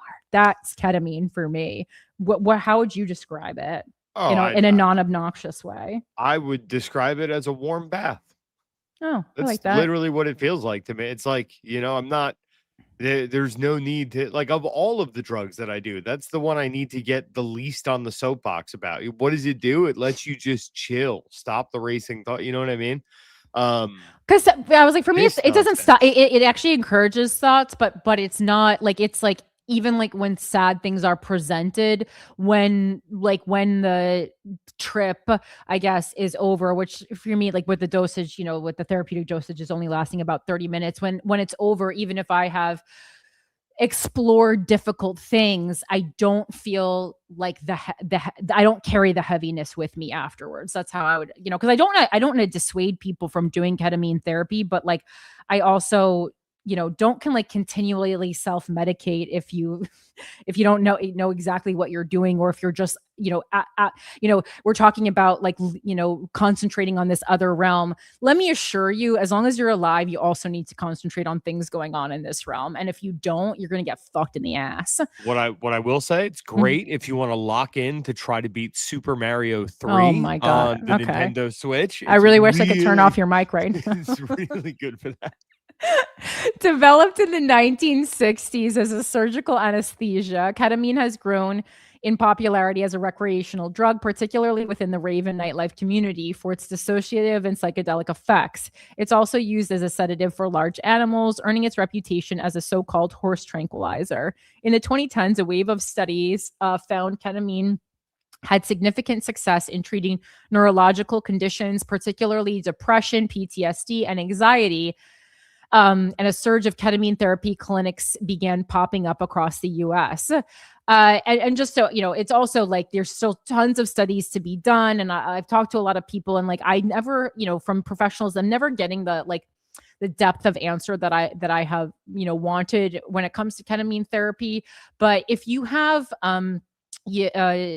like a SSRI, like depression that SSRIs aren't working on, and many times for your insurance to cover ketamine therapy, you have to have like tried multiple SSRIs. That's not why I have done it. I did it more like to deal with like existential and things and grief, because I read into it and I just thought that it would be and I'm someone who's kind of like into psychedelics to begin with, but like in a medical setting. And then additionally, if you are someone who has really struggled with like suicidal ideation, again, please do this like under an RN or doctor's care and do research. Don't just start like dosing yourself. But these are the things that there has been some research saying that ketamine can really help with if you haven't found, the help you need with other drugs. Still, it's far from a magic bullet, with extreme usage linked to neurotoxicity, cognition impairment, and bladder issues. Without a doubt, I've seen the benefits, and I'm sure it's saved many patients' lives over time, says Dr. Gerard Sanacora, a professor of psychiatry at the Yale School of Medicine, who studies ketamine and has used it as a form of treatment for patients. But these are truly dangerous drugs, and it's really scary that this belief is out there that these drugs are free of danger, because they're not. Well, just with anything, including prescribed drugs from traditional doctors, no drugs are free of danger if you're using them irresponsibly. As public sentiment has begun to more openly embrace the idea of ketamine as a therapeutic aid, Watts has become a prominent advocate. On Joe Rogan's podcast in 2024, you knew that sentence was coming, Watts proudly recalled leading a friend through a ketamine experience after they had been nervous to try the drug, saying he considered himself really good at dosing. Again, that's not something Reggie Watts should be doing. In January, Watts was a guest on actor Rainn Wilson's podcast, where Watts played devil's advocate to Wilson's skeptic about casual use of mind-altering substances. Wilson brought up actor Matthew Perry, who had been undergoing ketamine infusion therapy and became addicted, leading him to acquire the drug outside the safety of a clinic. Perry suffered an accidental fatal overdose in October 2023 and drowned in his hot tub. 5 people, including Perry's personal assistant who helped supply the actor with the dose, were convicted on charges related to his death. Watts had a swift rebuttal. Whatever he died of, it wasn't ketamine, he countered. It was like it was a drug interaction, and he also had heart problems. There was a confluence. The Los Angeles Medical Examiner's Office listed Perry's cause of death as, quote, the acute effects of ketamine, noting Perry had a history of heart disease.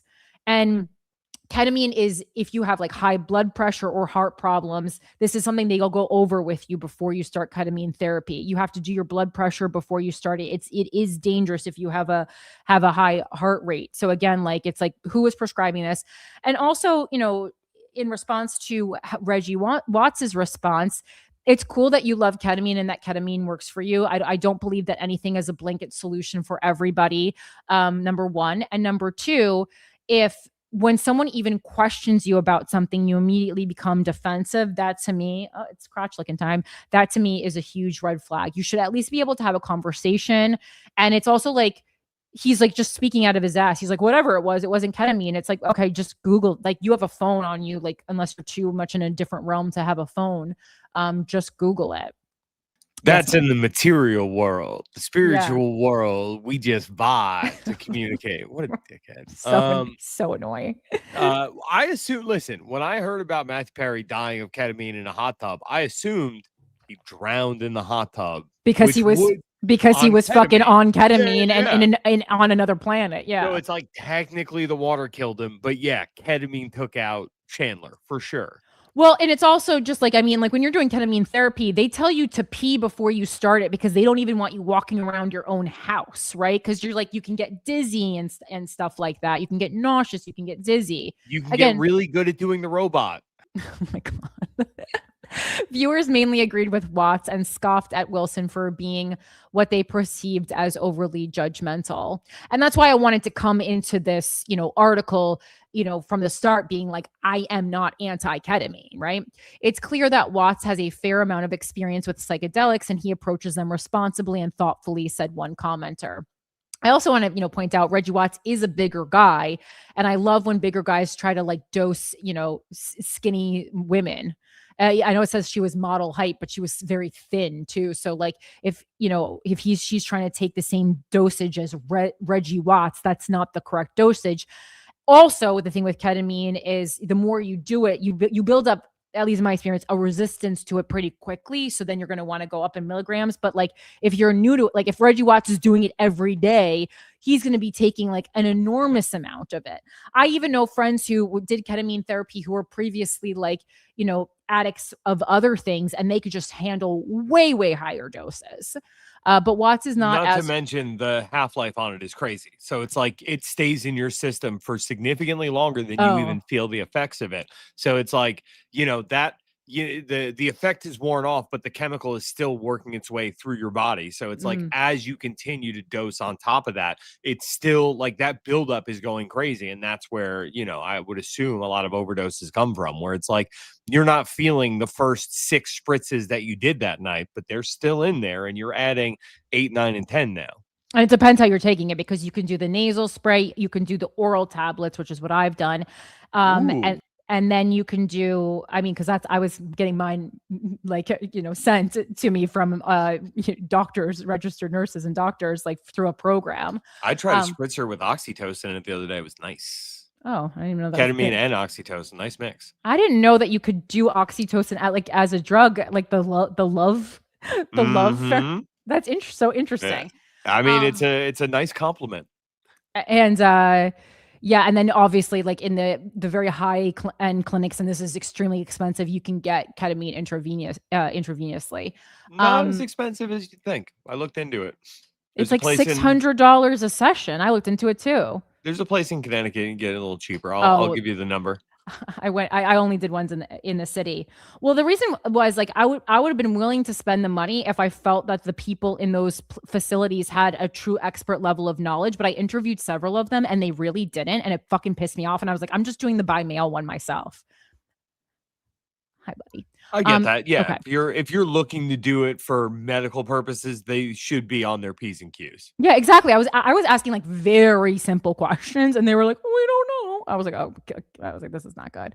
But Watts is not as responsible as he likes to publicly portray when it comes to recreational substance use. 4 sources tell Rolling Stone, claiming that he often offers a range of drugs to anyone in his proximity. It's pretty commonly known in our shared circles that Watts gives people too much and is not super responsible with how he introduces people to it or how he administers it, says Anna. It's incredibly reckless. Vanderslice remembers a dinner party Watts was hosting. But also, like, if you're an adult accepting drugs for another adult, like, there's a level of irresponsibility that you're partaking in too. So immediately after everyone took their last bite of food, Vanderslice says Watts pulled out a basket of drugs, declaring it was time for dessert. What a corny ass motherfucker. Inside, there were probably like 20 substances that I've never even heard of. Watts deemed anyone who didn't partake alongside him boring and tended to be dismissive of them. That would make me want to stay stone cold sober all fucking night. 3 of McCullough's friends say. One friend says Watts once grilled her at a party when she declined his offer of ketamine. It was like I was in a DARE ad, they say, referring to the 1980s anti-drug campaign. We all know what DARE is, Rolling Stone. High Maintenance creator and actor Ben Sinclair described in a Substack post an alarming incident that demonstrated Watts's glib attitude. At a dance party co-hosted by Watts in March, where Sinclair continually took ketamine throughout the night, a man wearing a lab coat, Dr. Leo, was scribbled on his jacket in Sharpie. Oh my God. Offered Watts and Sinclair what they were told were Quaaludes. Watts went first, remarking that something tasted off, according to Sinclair. Still, Watts offered a generous heap of the powder to Sinclair, who readily accepted. Sinclair said they'd later learn they took a massive dose of OPCE, branded as significantly more potent version of ketamine, with longer lasting effects and a deeper dissociative free fall. I mourned my beautiful brain, Sinclair wrote, describing how he spent the next few hours monitored by friends. When the drug finally wore off, Sinclair said he prodded Watts to reflect with him, realizing they could have easily suffered a fatal overdose. Watts started speaking of Gnosticism in a British accent, an improvisational bit he often does while performing. Any comic who does their act when they're not on stage is a danger to society. I said, be real with me, he said. I am being real. They parted ways. I later heard that Reggie danced at a rave that night, Sinclair wrote. Within McCollough's community of creatives, no one was a prude about drug use. But while all of McCollough's friends admit she was open-minded and had experimented with substances in the past, including marijuana, cocaine, ketamine, and ecstasy, they are adamant that she was not a heavy drug user. I never knew her to really be a drug user, says one friend. At parties, I rarely saw her do drugs, and if I did, she'd do one or two bumptinis. Okay, well, it seems like this friend group might be a little toxic. McCollough's made-up word for the tiniest bump of something. McCollough drastically increased her consumption after she started dating Watts. I mean, you need to be on drugs if you're going to be dating a male comedian. Her friends say drugs became there was many times I wished I was on drugs while dating male comedians. Drugs became a central part of their relationship. And early on, Watts brought McCollough to a practitioner for an intramuscular ketamine injection. What a fun date night. McCollough told friends, as did Watts, that Watts felt he could best connect with someone when they were on the same plane. Again, let me just stop and say, if you're dating someone who can't connect with you on this plane, you got to stop dating them. He would call it medicine, friend Dakota explains. He really has this idea that most people moving through the world are holding themselves back, and taking this medicine all day, every day opens you up and detaches you from your ego. He thought Katherine had all these flaws, and he acted as if he were her teacher. And through this medicine, I'm going to guide you through these experiences and towards being a more conscious, open-hearted person. Nora, who met McCollough at Cornell and requested a pseudonym due to her career, later compiled a list of all the substances McCollough said she had tried with Watts: LSD, MDMA, DMT, MMCs. What's MMCs, Mike? Cocaine, Ritalin, Adderall, ketamine, Xanax, Valium, and modafinil, a wakefulness Modafinil.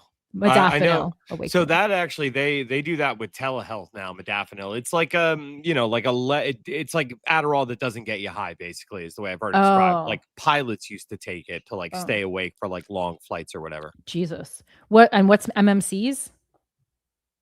Looking into it. Oh, okay. Because I'm going to say, I was like, what from this list have I done? I've done LSD, MDMA, and DMT, and ketamine, and I haven't done anything else on this list. I can't speak to anything else.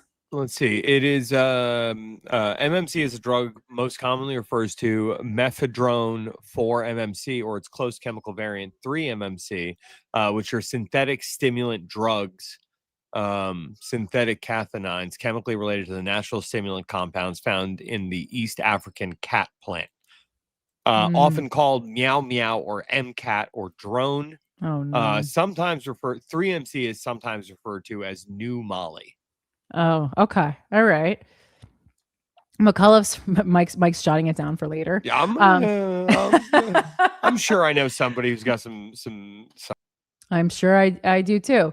McCollough's friends were also concerned about the amount of drugs she was taking. According to two of McCollough's friends, Watts believed there should be no difference in their dosage amounts, despite their significant differences in tolerance levels and physical size.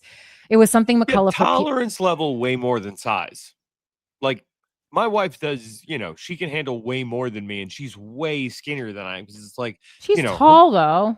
Yeah, but like regardless, you know what I mean? Like how much you are accustomed to the drug is, I think, way more important even than like height and weight. Okay. Anyone who's going to take it, please check this medically. Don't go off mic, but I hear you. It was funny that Afro Man and the Game have two of the malt liquor rap songs. I don't know even what we're talking about there. But okay. It was something McCullough repeatedly voiced concern about, confiding in at least two friends that she believed Watts was giving her more than she could handle. So like, okay, again, I don't want to victim blame, but like, so say that. At one party, a friend says she overheard McCullough questioning Watts as to whether the amount of ketamine he was administering to her was the right amount. Watts was constantly pushing her boundaries and trying to convince her that she should be taking the same dose as him, or at least heavier dose than what she thought she wanted. Dakota says it was tension between them. The vibe was that he didn't respect that. In a statement, Watts' attorney didn't respond to questions about the prominent use of drugs in his and McCullough's relationship. However, he claimed that McCullough was already an experienced drug user, had taken ketamine prior to when she met Watts, and didn't need to encourage her and to partake in substance use with him. For McCullough's friends, the escalation was jarring. Katherine, to us, was not a rock star or a psychonaut, and clearly was having moments where she wasn't keeping up and faltering. Her close friend Travis Broyles says McCullough would later detail her extensive drug use in her notes app, claiming that she nearly died from the chemical inhalant amyl nitrate, had K-hold extremely hard many times, and once severely overdosed on MDMA. It does not appear that she sought medical help in these instances. McCullough told her friend John about the amyl nitrate incident, which occurred within the first 6 months of dating Watts, saying Watts had given her too much and she could feel her heart stopping. Watts had to give her a bump of cocaine to push adrenaline back into her system, John says. McCullough told him. Oh my gosh. When John voiced concern, she brushed him off, countering that she was safe and Watts had taken care of her. Brylan May. These are poppers. What? Like, the amyl nitrate. I was like, I knew that. That's poppers. Interesting. I've done poppers. Yeah, I mean, most people have, but like that's such a weird party drug to like force on someone to the point where they're overdosed. That's insane. It's unpleasant feeling. No one likes it. What? No one likes it. Like you keep saying it right as you turn your mic on. It's not a fun drug. No one likes it. Yeah, no, it's uncomfortable. And like the reason, anyone I know who does poppers does it is really like to loosen your butthole for sex in the gay community. It's not, I just did it because I was like,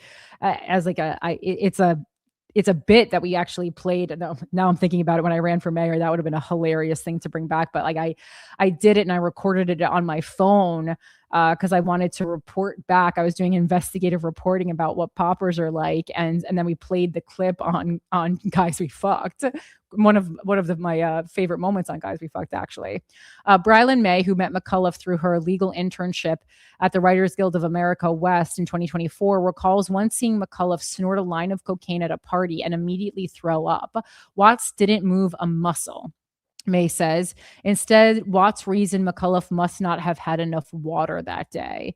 There were a lot of physical moments of vulnerability that Katherine found herself in that she normalized, John adds, but she wouldn't have found herself in this situation without the reality that was imposed on her by Reggie. He was the instigator. Rolling Stone spoke to 5 women who dated Watts over the past 2 decades, whose combined experiences showcase a pattern of what some described as reckless and selfish behavior from Watts that manifested in different ways across his relationships and led to potentially precarious moments. Substances have always been a major part of Watts's lifestyle, according to 3 women who recall how he'd encourage them to use drugs with him. A decade ago, Watts seemed mostly interested in weed and THC-based drinks. Claire, who dated Watts in 2016 and requested a pseudonym to protect her privacy, says he was constantly ushering her to join him to get high. The context was usually around, "You're always telling me all the things that make you feel bad, and I'm giving you something that would make you feel good, and you're not letting me help you feel good." Again, let me interpret this for you. I don't want to deal with actually having to navigate the emotions of the human being that I am in a romantic relationship with. So instead, I'm going to give you something to dissociate, to deal with it, to take you to another realm where I don't have to deal with your emotions because they're uncomfortable to me, and they're inconvenient to me. You're welcome. During the pandemic, according to two of the women, Watts began experimenting with ketamine and kratom. Oh my God. Anytime kratom it enters the chat, oh my God. A substance from a tropical tree's leaves that acts as a natural stimulant in smaller doses and a powerful sedative in higher amounts. Olivia, who also requested a pseudonym, are we sensing a theme here, to protect her privacy, began casually seeing Watts, seemingly the only way to see him, in 2020, and says Watts was very insistent on me trying ketamine and was espousing expansive, almost theological like reasons to get her to agree. Watts would, this is a guy who thinks he knows God personally. Watts would offer her a hero dose, a particularly large quantity, which she adamantly refused. But maybe if someone was more open, she says, maybe they got the hero dose without stopping. Anna says she never But felt. just how did he not start a cult? I don't know. Maybe he will after this article. I mean, it just like so much of his behavior just screams cult leader. No, for sure. Yes, like when he starts proselytizing like on top of, you know, trying to dose people and like being the person to administer the drugs and like people feeling that they need to be around him at all times to keep him interested. I mean, this is just red flag. I mean, apart from just watching his set. Anna says she never felt judged or pressured by Watts to partake in substance use with him, but she did feel encouraged, though she noted Watts would respect her decision if she declined. Anna recalls several instances where Watts had given her too much of a substance, describing him as reckless when it came to dosing. I had so many experiences with him where he would be like, this is totally going to be fine for you. It feels amazing. Next thing you know, I'm dry heaving on my hands and knees in a stranger's bathroom. Watts was largely inattentive in those vulnerable moments. Anna says it doesn't feel like there was a lot of care, she adds. It was mostly like, damn, that sucks. Claire and another woman, whom Rolling Stone is identifying just as like, Lindsay, refuse to blow up his own high. Right. Yeah. You know what I mean? Like, it's one of those things where it's like, yo, I'm on ecstasy right now. I cannot be dealing with my puking girlfriend in a bathroom. Like, yeah, it's the epitome of bitch don't kill my vibe. Right. Like that is like, that's rookie drug user behavior too. You know what I mean? Yeah, people who are truly into like the psychedelic community and like truly are like, you know, spiritual or know that when you're on these kinds of drugs, like rule number one is you look out for each other, and you also have a trip sitter who's not fucking on the drug as well. Like if you're really going to go this hard into it. Look, this guy does not seem like the type to employ a trip sitter. I'm just No, wondering of course not. How do you maintain people's like loyalty and allegiance when you leave them hanging, puking in a stranger's bathroom? That's the part where I'm like, this, if it's not a cult, explain it to me. No, for sure. All right. Sorry. Claire, I'm just gonna start this on again. Claire and another woman, whom Rolling Stone is identifying as Lindsay, described an intense cycle of love bombing and whittling away at their self-confidence. They claimed Watts played manipulative mind games with them and blew past their boundaries in pursuit of his own self-satisfaction. Watts' attorney said any suggestion that he was an abusive boyfriend was false. Lindsay, who dated Watts for roughly 3 years and requested anonymity, I mean, I'm sure he can guess how many people they date for 3 years, although who knows, knowing him, described their relationship as emotionally and psychologically abusive.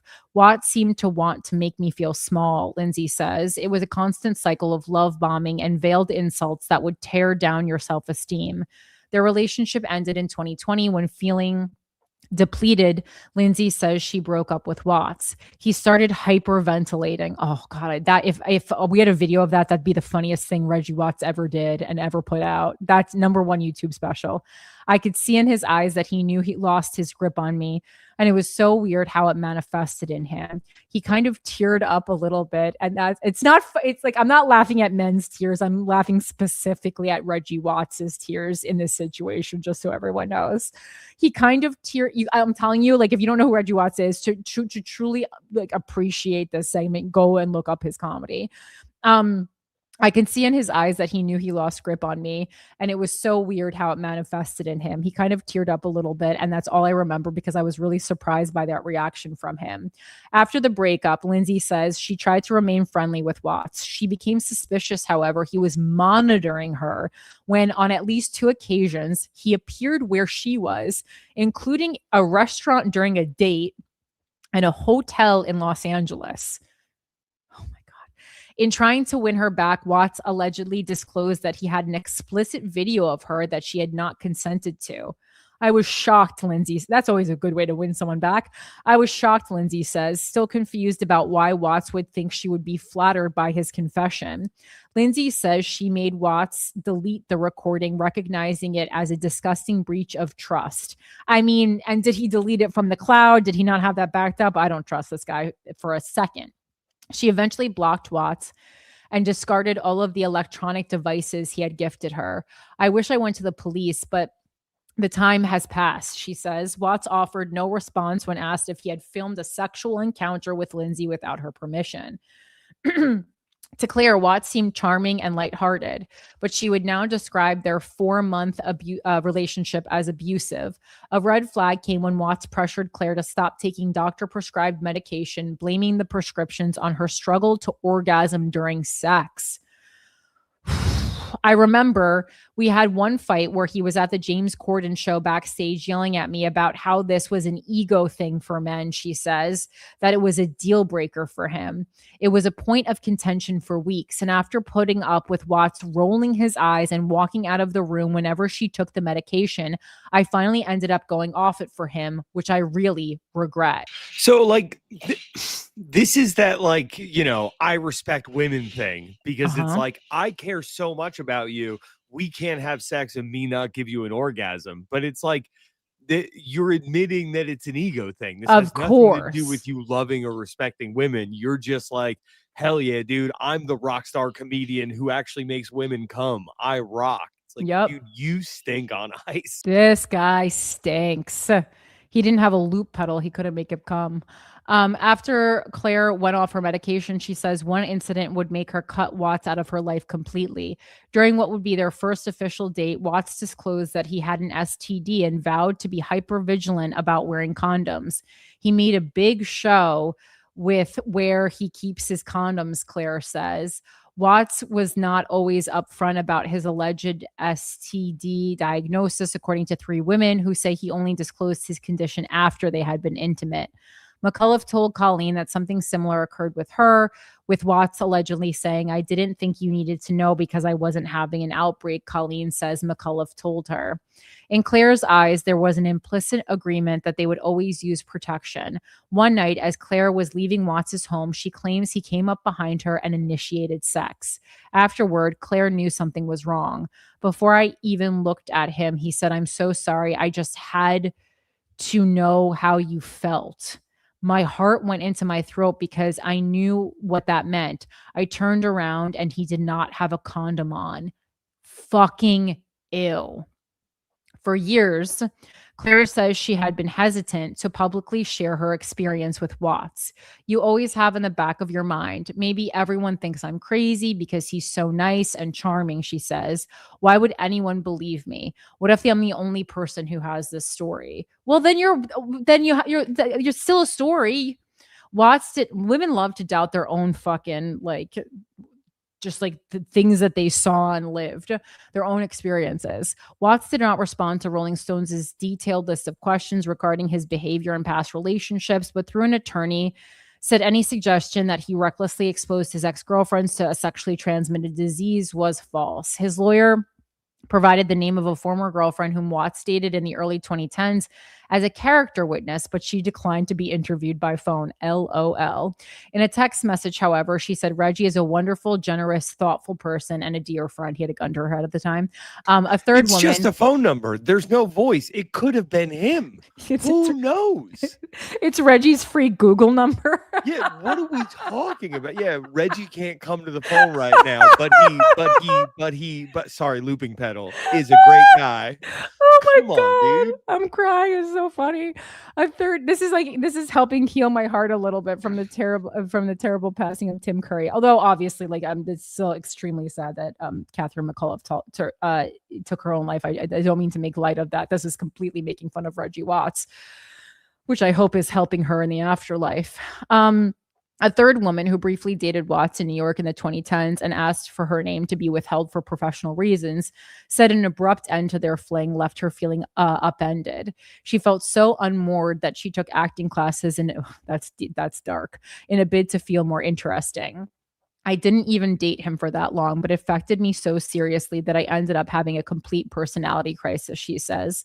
I still remember having these really intense feelings of like, why do I feel completely broken? It left me questioning my own self-worth. I think I have an addiction problem, Colleen says. McCollough confided to her in the spring of 2025. McCollough was hesitant, though, to broach the topic with Watts. I've got to prepare for it because he's not going to like it, Colleen says McCollough told her. Weeks later, McCollough would backtrack, becoming defensive when Colleen asked her how the conversation with Watts went. McCollough said she no longer believed she had a drug problem. Oh my God. Wee woo, wee woo. I didn't realize the danger she was really in this relationship, Colleen adds. It's so painfully obvious now.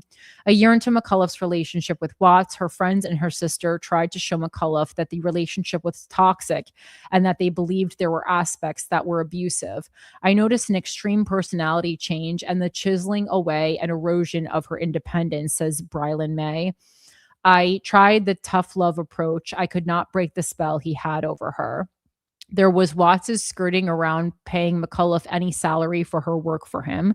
He reportedly blamed his accountant for not being able to afford it, although McCollough helped produce one of Watts' comedy specials and self-funded the production of his improv talk show, Watch Watts Happen Live. Anytime someone asks you to fund anything improv related, you're going to need one answer, and that answer is no, which yielded only one episode. Improv.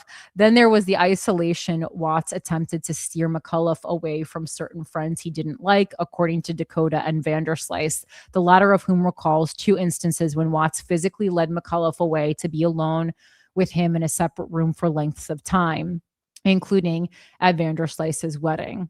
I mean, I do that too, but just to be alone by myself.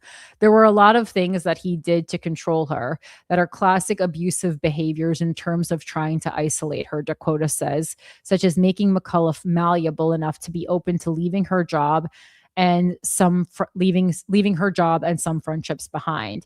He cultivated a dynamic and relationship where she felt like she could only truly access intimacy, closeness, and empathy from him if they were both using drugs together. While McCollough would do seemingly anything for Watts, it wasn't always reciprocal.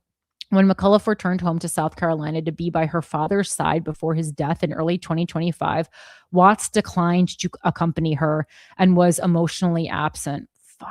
Telling McCollough that he didn't do grief. Wow, that's crazy. Look how deep you are on that other plane. According to Colleen, McCollough told Watts she needed his support. He responded, I've thought a lot about that, and I just need to protect myself right now. Oh my fucking God. Colleen says Watts would later fly into town for the funeral. An event in summer 2025 would trigger a devastating domino effect, according to McCullough's circle. To help in her grieving process from her father's death, Watts and McCollough took Bufo, an intense ego-death psychedelic derived from the venom of the Sonoran desert toad. McCullough wrote in her notes app that her interest in partaking in the Bufo trip was spurred by grief. Oof, very dangerous, my girl. And afterward, McCullough told loved ones that she experienced an enlightening rebirth. No. You gotta go through that grief naturally for a little bit at least. This is so sad. But she later began telling friends that she was suffering negative side effects commonly associated with the drug, including nightmares, deep anxiety, and panic. For weeks afterwards, Watts' attorney said it was McCollough who initiated and organized a supplier to administer the Bufo, and said Watts never witnessed McCollough suffering from any side effects. I mean, I could even believe that. Like if you've gone on for so long using so many drugs, and in the midst of this, drug use that you are now accustomed to, your dad dies, you're going to probably be really you're not going to know how to naturally process that grief, because you're going to be out of practice. So if you're out of practice, for 2 years handling the little griefs that come with life, and then one of life's most major griefs comes, that's going to hurt even harder if you've been fucking disassociating for all this time. It's really difficult. Again, everyone can experience, and navigate grief however they want. But for me, like, I made a hard rule that for several years after my dad died, I did not do any psychedelics, because I just could tell for me it was going to be very dangerous for me to leave this realm. And so, I mean, this, of course, the drug use, this abusive relationship, and then her dad's death, all together, this really is also giving a lot more information about why she may have made the decision to take her own life. By August, Watts and McCollough had set off for what was supposed to be a weeks-long international trip, but things would take a dark turn. Whether it was continual heavy drug use and extreme lack of sleep, or continued flare-ups from the Bufo experience, McCollough entered a state of mania, resulting in unusual social media posts, strange texts to her friends, and a 24-page Google document titled "A Working, Complete, Unified Theory of Infinite Eternal Love." Fuck.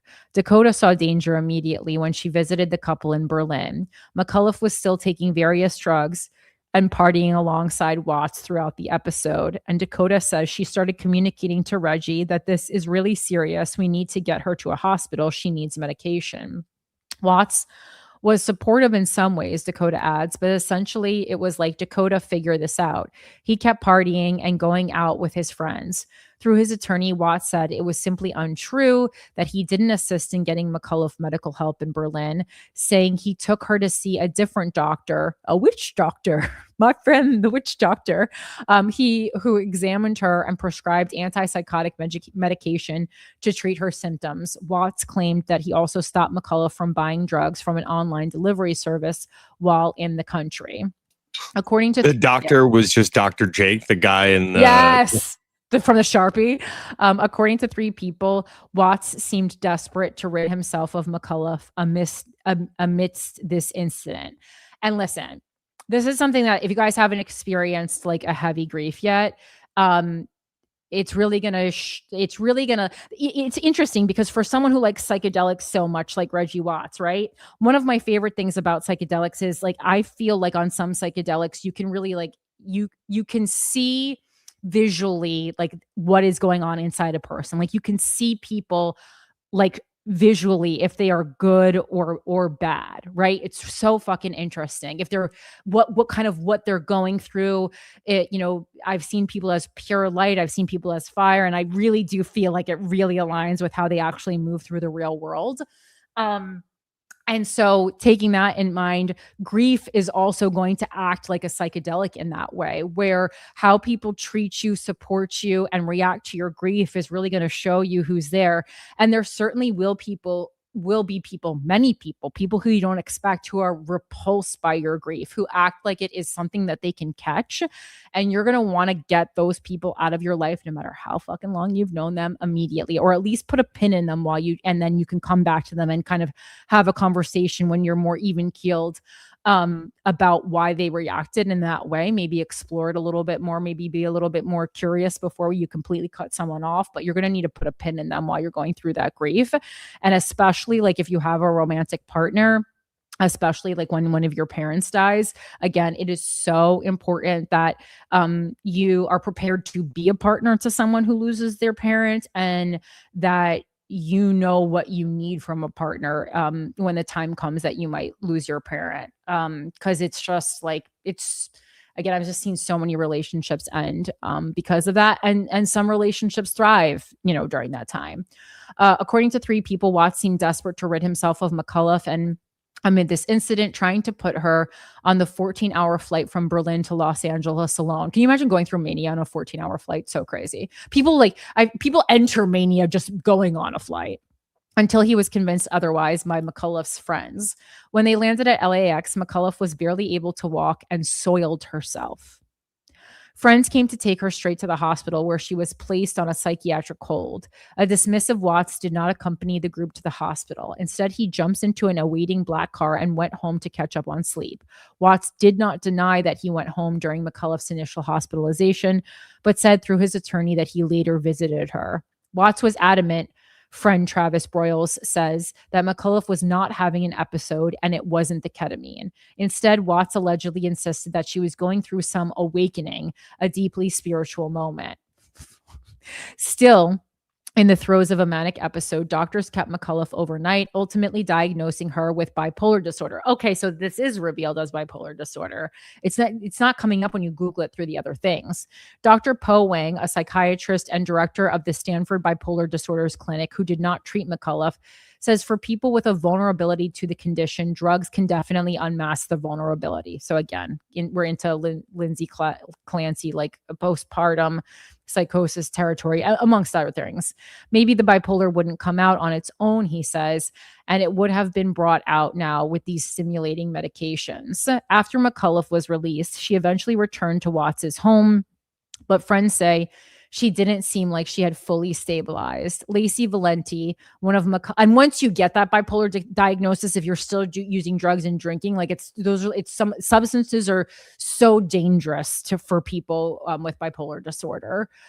Lacey Valentini, one of McCullough's best friends, and others say they begged Watts to get rid of all the drugs in the house. I'm not saying you can't. I actually know people who I feel like responsibly, drink and stuff who have bipolar disorder. But again, read into it more, and talk to your doctor if you have it. But I'd be very, very, very careful, especially with drugs.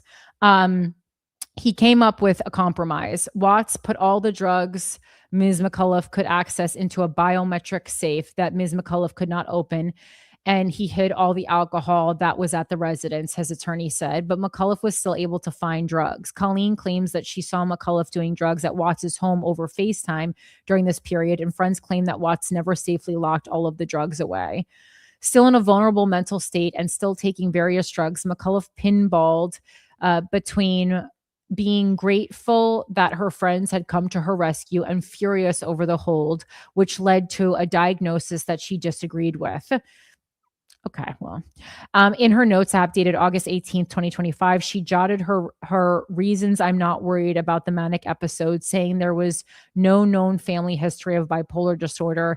Well, it's got to start with someone. And this was the first manic episode she had ever experienced. In that same notes document, McCullough addressed the flip side of her situations. Reasons I am worried about the manic episode, she began, listing the times she believed she overdosed and highlighting scientific findings about the long-term effects of heavy ketamine usage. You might want to get that notes app, Mike. McCullough was direct about her views on Watts's role in her substance intake. My partner is not totally supportive of me resting or abstaining from drugs. I feel his judgment resistance when I abstain or barely partake or want to do more research before partaking because it confronts him with a message about his own drug use that he is not ready to receive yet. Yes, baby, a mirror. She notes there are absolutely things I can do to improve this by asserting stronger boundaries, but I also need his support and understanding. Watts offered no response when asked about McCullough's claim that he didn't allow her to take breaks from drug use. There was an immediate shift from Watts after the manic episode, McCullough's friends say. McCullough had already felt anxiety about the security of her relationship after the death of her father disrupted their honeymoon phase, according to Colleen. Oh, man. Yeah. Men hate to see your father's death coming because you're not going to want to fuck as much. You're not going to be as fun. McCullough was also struggling to keep up with Watts's around-the-clock partying, which began taking a toll on her physically and mentally. She felt Reggie could not get rid of her fast enough, Vanderslice says. He wanted absolutely nothing to do with her the moment she stopped being fun and easygoing and a good vibe to be around. By October 2025, Watts ended their relationship. In explaining himself, Watts said he couldn't handle being McCullough's caretaker, Dakota says. McCullough was destabilized after the breakup. She had no home and no steady job, well, because he took those away from her, and had pushed some of her closest friends away following the Manic episode. McCullough had wanted to explore a career in the entertainment space, but without Watts' support, she believed that possibility was out of reach. She continued to live with Watts and accompanied him to a set of shows in Australia, partly because she had invested a significant amount of her minimal savings into creating his new tour merchandise, according to Colleen. In December, McCullough moved out and rented a room from a mutual friend, with Watts covering a few months of her rent until she was back on her feet, spotting her around $1,400 a month. Watts' attorney says he also paid for McCullough's psychiatric treatment and medication. Through the first months, because he probably knew she was real fucked up. Through the first months of this year, friends say McCullough's self-confidence was shattered and she lost an alarming amount of weight. Watts preferred to speak to her by email, was frosty, and ignored her when he bumped into her at events, according to 4 friends. The last time Mr. Watts saw Miss McCullough prior to her trip to Lima, where she took her own life, he told her he loved her and would always be supportive of her, Watts' attorney says. Just a few months earlier, Watts had assured McCullough that she was his lifelong partner and told their friends that they were as good as married. That's fun. That's nice. That's as good as married. What a fun title for a memoir. And that he'd always provide for her. Now she'd been dumped for what she saw as an involuntary medical response to a drug. And she was addicted to ketamine, taking nearly daily hits and voicing anxiety about the long-term ramifications, her friends say. She was pretty afraid that perhaps she had fucked up her brain in some way, McCullough's friend Andrew Margalit says. I'll use her own words here. Quote, she regretted how cavalier she was about drug use, but she really trusted the people that she was around. No one registered the depth of McCullough's despair. She began visiting an anonymous suicide forum that some states have tried to restrict access to.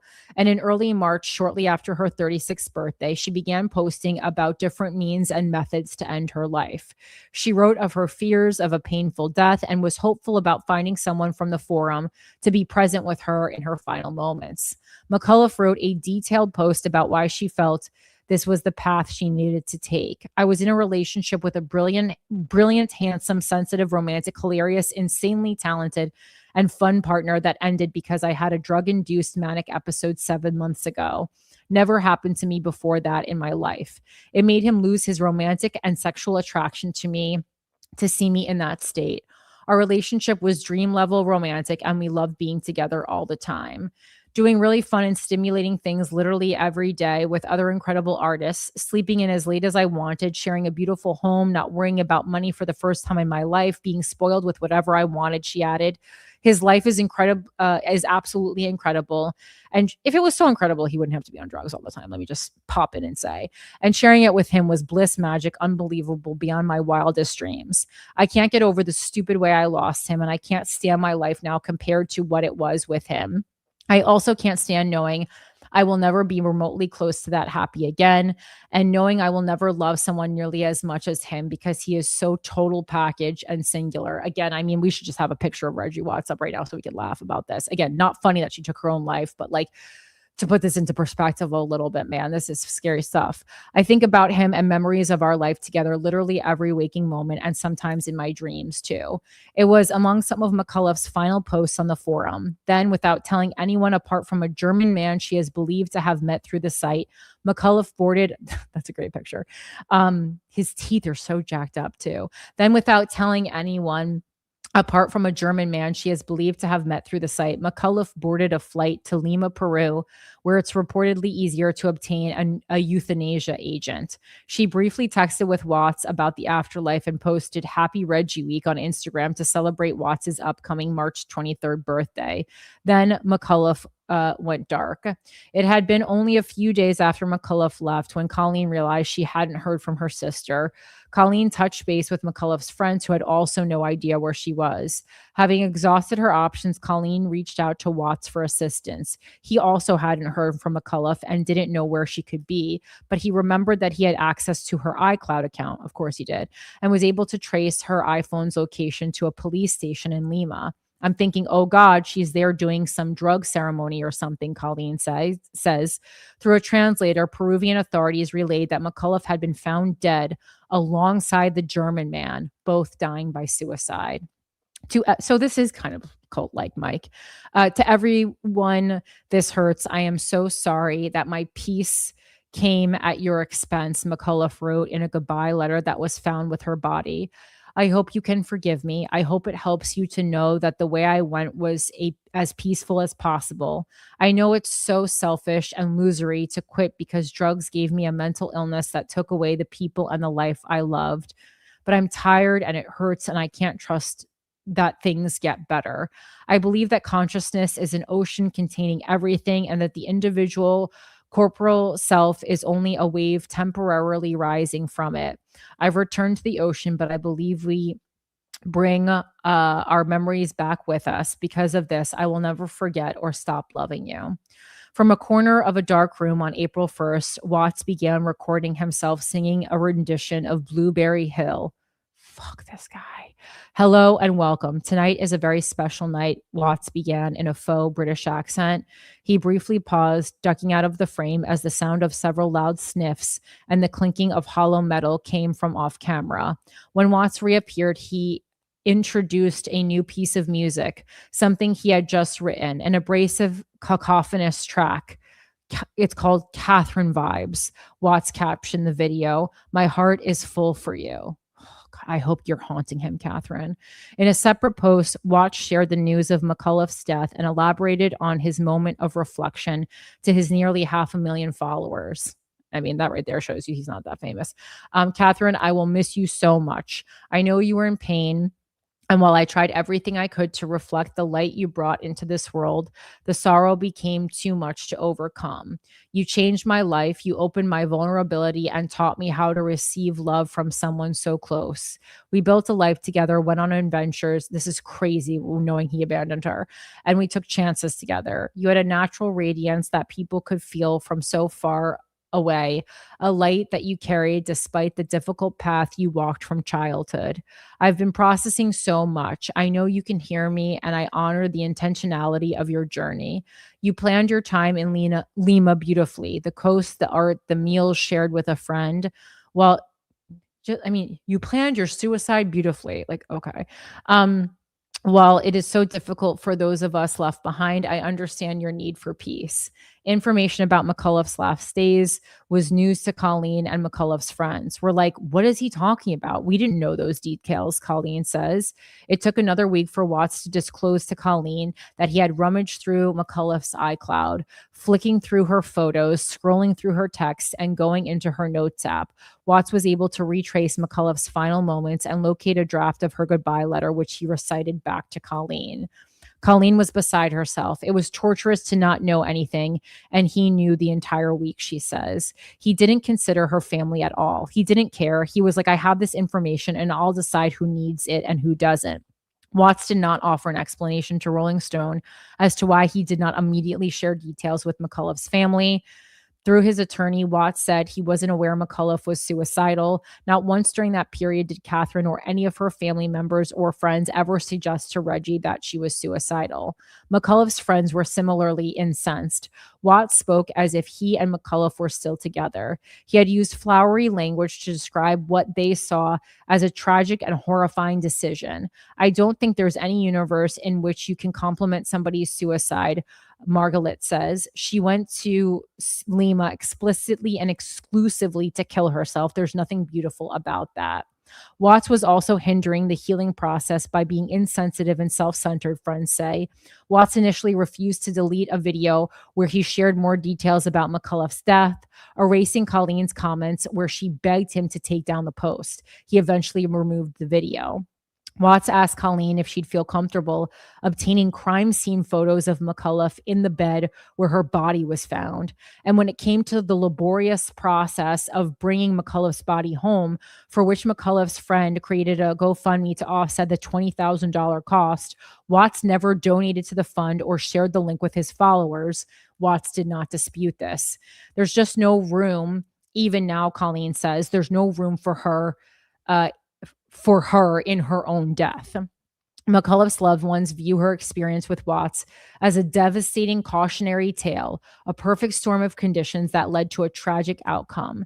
They firmly believe that if McCullough had never met Watts, had he never pushed his extreme views on psychedelics and substances on her, and had McCullough not adopted those views, that she'd still be alive today.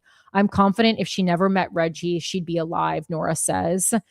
The women who had previously dated Watts say that although they were left with emotional scars, they feel lucky they were able to get away.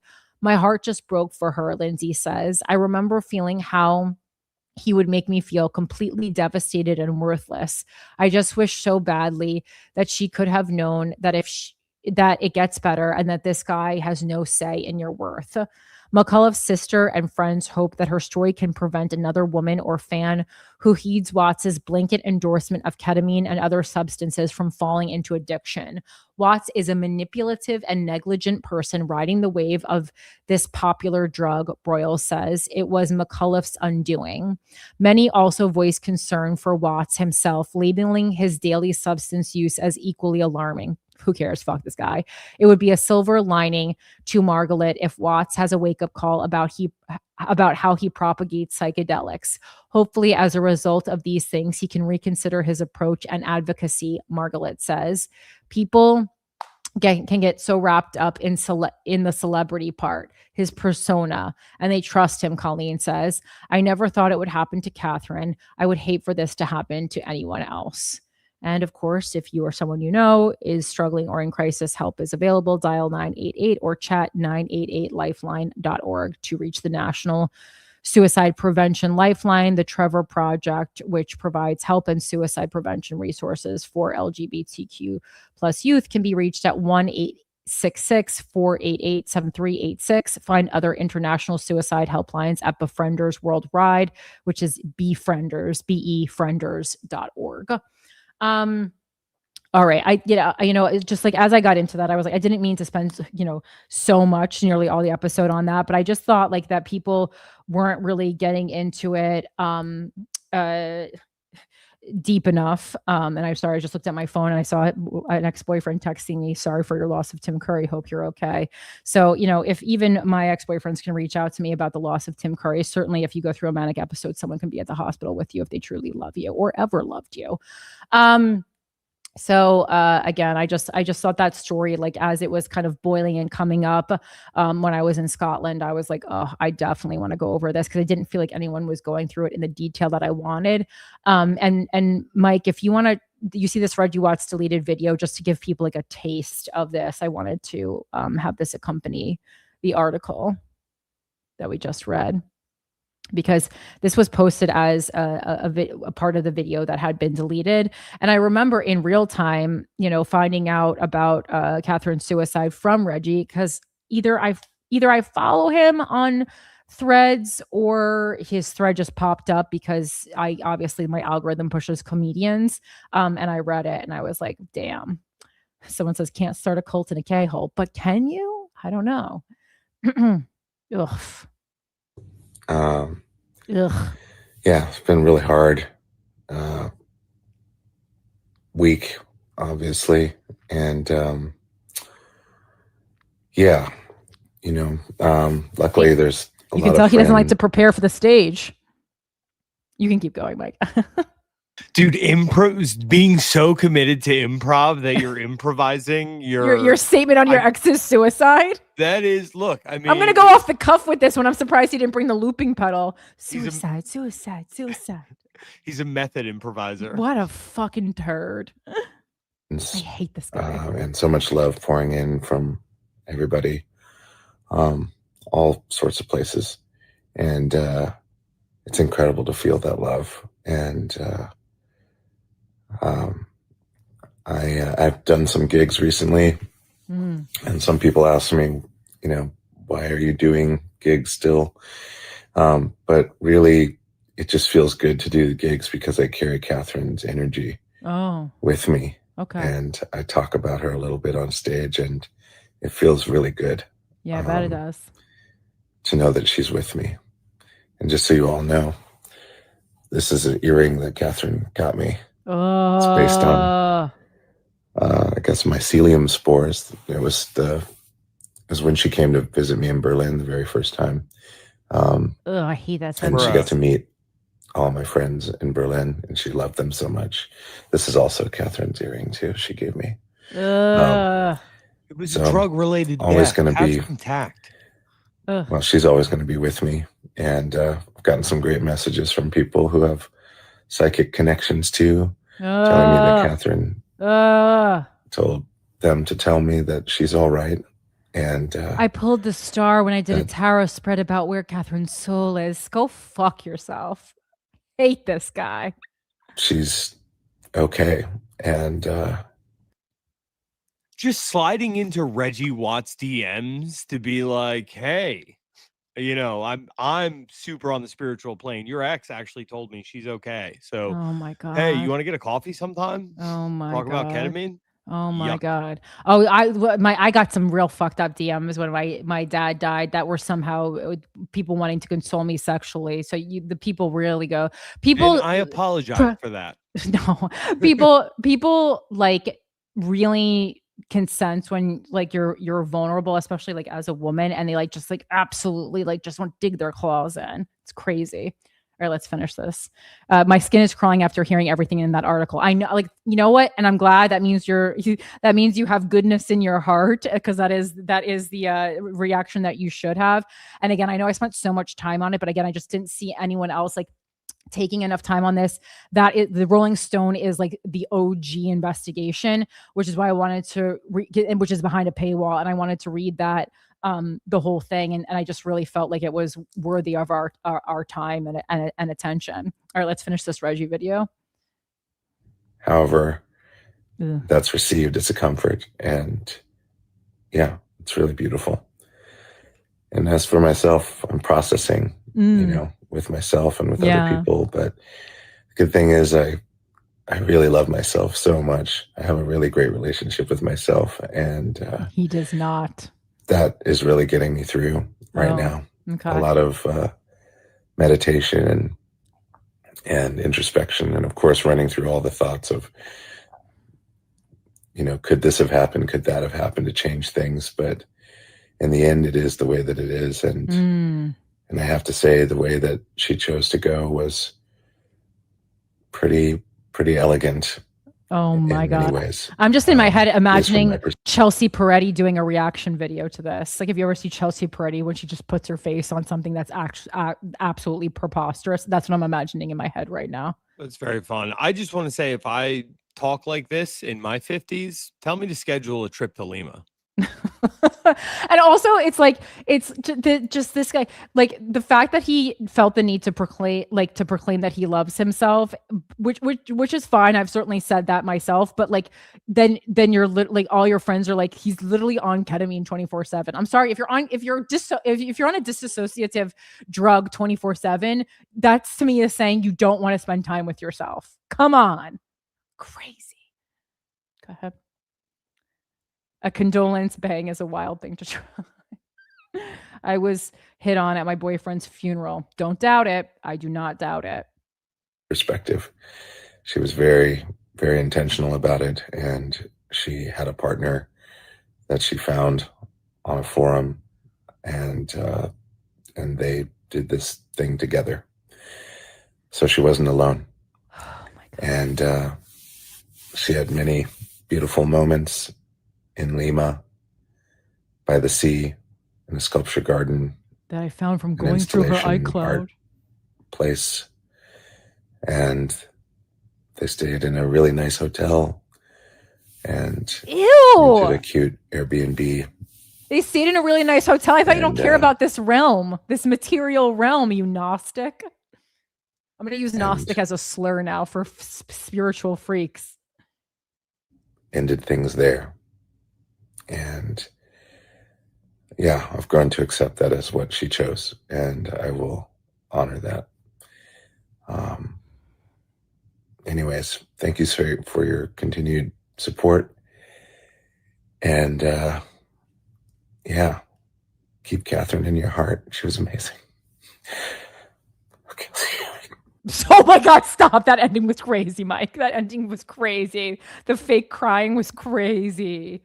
That was wild. Yeah, I mean, it's pretty clear why he never made it as an actor. Oh my God. I'm looking up Reggie Watts tour dates now because I feel like I have to see this. He has active tour dates, but he's in the UK. Had I known. It doesn't look like he's in Scotland though. What the hell? Wait, October. Where can we? These are a little far. Burlington, Vermont is He's like in the Bozeman, closest. Montana. Oh my God. What, November 5th through 7th, he's at the Burlington, Vermont, the Vermont Comedy Club, which is a beautiful comedy club, but they're extremely progressive there. I'll be surprised if that doesn't get canceled after this, because that's like one of the most progressive comedy clubs that there is. What was the date you had for it? November 5th through 7th. Guess what's not on his website? Oh, that one? Okay, because I was like, I can't imagine. Just I've played there. I know who runs there. Like, honestly, I'm surprised they let me up. Like, they're that progressive, you know? Oh, man. I'm going to reach out, see if he wants to do a spot on anxiety attack. Just see That- what his act is like. That, I mean, let me know because I will be there. But he lives in LA though. Maybe I'll ask him if he wants to do Gash. Oh, that's fun. What's I'll ask him if he wants scarier? to do- I bet he'd win. Oh my Like God. he's very obviously, right? This guy tiptoes through the raindrops. So it's like, I think he's surviving a horror movie. Oh my God. I hate this man so much. All right. Again, I have just a couple other things that I want to get through. What's the time where our time for Alex? I Michael? told her we'd be wrapped 19 minutes ago. So Is she home? Yeah. Oh God. Okay. Well, that's good. I didn't know it was she was getting home so early. No, there's no story wars tonight. Oh. Okay. I didn't that's the piece of information that I was missing. All right. All right, let's go into this one. This is from futurism.com. This is a Cuties Corner. This says Trump admin enabling the systematic slaughtering of thousands of wild horses. This is a story that me and Mike were very upset. Oh, this is my story of the week. Oh, Yeah. this pisses me off. Yeah, this is young horses are being sent into the slaughter pipeline. This is by Frank Landymore, again for Futurism. Under the Trump administration, the federal government is sending wild horses straight into the meat grinder. Oof. An investigation by the New York Times found that the Bureau of Land Management is rounding up thousands of these free roaming animals and selling them to private buyers for pennies on the dollars, who then sell the horses to slaughterhouses at a huge profit. So literally privatizing free roaming animals. God bless. Slaughtering wild horses is illegal. Why would they do that, Corinne? Slaughtering wild horses is illegal, but the investigation found that the agency is exploiting a legal loophole to offload the animals so it can save it millions of dollars. It have to spend taking care of them. Oh my God. The BLM is saying to the public that slaughter is off the table, but they're doing it in plain sight using a third party. Claire Staples, who runs an Oregon wild horse sanctuary called Sky Dog Ranch, told the New York Times. Yeah, we didn't sell them to Slaughterhouse. We sold them to @horsesforslaughter.com. Oh my God. There are simple steps the Bureau could take to end this, but they are turning a blind eye. And the only ones getting punished for what is going on are the horses. The government has sold wild horses in the past, but the practice has gone into overdrive during the Trump administration. In 2025, sales doubled to more than 3,700 horses, the New York Times found in Bureau records. As the reporting notes, Project 2025, the conservative policy paper that has served as the playbook for Trump's second term, lays out a plan for killing horses to cut government costs. Buyers stand to make a healthy chunk of change. It can cost the government up to $3,000 to capture each Mustang, which sometimes requires the use of helicopters, and then bring one to market. But it only sells each horse for as little as $25. The buyers can then sell the horses for up to $750 each at a slaughter plant, making it a surprisingly lucrative investment. To facilitate this practice without breaking any laws, the BLM first needs to put the horse up for adoption. When it fails to be adopted through an online marketplace after 3 weeks, the horse can legally be put up for sale. An adopted wild horse, crucially, receives special government protections, but a sold one doesn't. I guess we all need to adopt a horse now, because a buyer legally can't slaughter a horse. Yes. That was my biggest takeaway is like, let's just start adopting these horses. Yeah, I mean, I guess check the law. I have a backyard. Do you want a horse, Alfred? Do you want a horse, little guy? But because a buyer can't legally can't slaughter a horse or knowingly sell it to anyone who intends to. I mean, can you imagine trying to explain that in court? I didn't know. Then they resell the horse to a middleman who is under no obligation stopping them from selling the horse to slaughter. Wow. The investigation found that 3,700 horses that the BLM sold last year ended up on trucks bound for slaughter plants in Canada. By offloading the thousands of horses, according to the New York Times, the agency estimated that it saved around $56 million. One of the BLM's missions is to protect wild horse populations, but by rounding them up and selling them at such low cost, it's essentially accelerating their annihilation, experts say. The BLM is using sales in a way that was never intended by the law to send young, healthy wild horses into the slaughter pipeline. Patricia Miller, the director of American Wild Horse Conservation, told the New York Times. I mean, that is just... Alfred, you don't like that. I'm sorry that you even had to hear that. Okay. I mean, the fact that they're painting this as like a way to save the government money is already a lie, right? Like it's to clear up land for more data centers, obviously. Like this goes without saying, right? Any space that is being taken up by wild horses could easily be taken up by a data center. Like if it's free wild roaming land, like that's unincorporated. Let's just throw a data center on there and give a little bit of a tax revenue win to whatever the nearest municipality is. So it's like, did you see that talked about anywhere, or is that just your own? Where? No, that's how I saw it. That's how I saw it. Like initially, presented was like, the Bureau of Land Management has sold like already. The number that they gave there was like 3,800 or something like that. That was already twice as much as Biden did during his entire 4 years in office. That just this 1 year. But was that something that you saw, like that was someone else's opinion, even if it was an expert, or was that? But so that wasn't anything that was like verified via government, like secret government documentation. Because they haven't until they start putting up the data centers where wild horses used to roam. It's not going to be proven right. But I'm telling you, that is what they're doing. Well, every now and then some like internal documentation leaks or something. But yes, of course. And then add to that the other side of this coin that I thought was very interesting is the same day that like this New York Times expose was broken, we were told by President Trump that we are now accepting bargain basement beef to be imported, 300,000 pounds per month, right? And it will be sold at 80% of market value, which, by the way, is only going to be hurting our local American cattle farmers, which will again force them to go out of business and will turn their farmland into more data centers.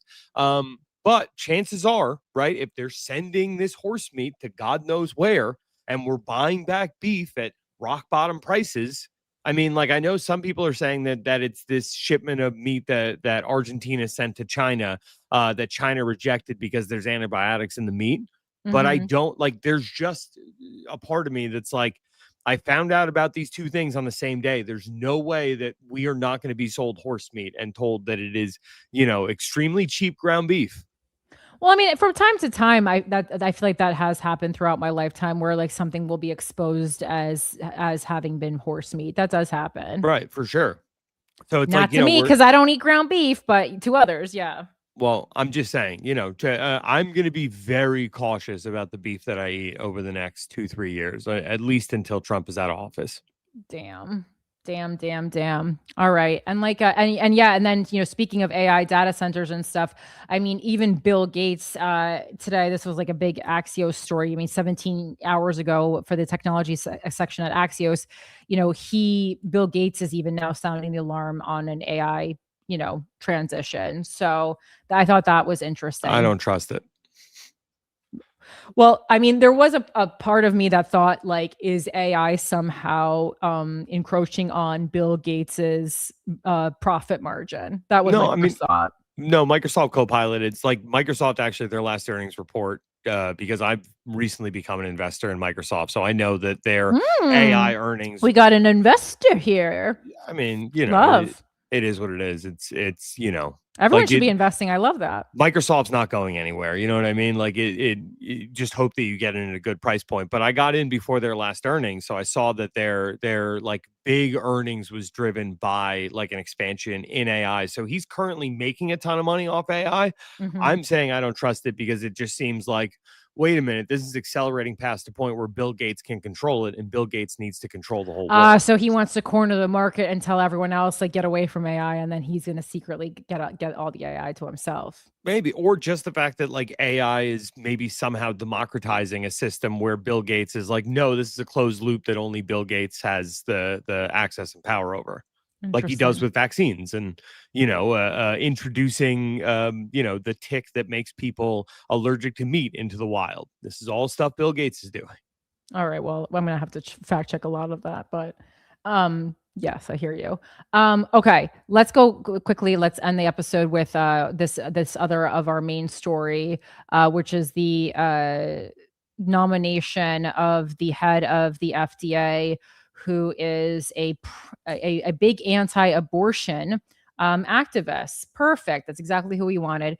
And there's, a high likelihood that she actually will get confirmed. Her name is Dr. Heidi Overton. Maybe she knows Dr. Jake. What to know about Dr. Heidi Overton, Trump's pick to lead the FDA. This is by Sydney Lupkin from NPR. Okay. President Trump posted on Truth Social that he is nominating Dr. Heidi Overton to be the next commissioner of the Food and Drug Administration. Overton would fill a vacancy left by Dr. Marty Makary, who resigned in May after leading the agency for 13 months. Overton trained as a surgeon. Her current role is Deputy Assistant to the President for Domestic Policy at the White House. Dr. Joshua Sharfstein, who was the principal deputy commissioner at the FDA during the Obama administration, says that moving from the White House to the FDA could be eye-opening.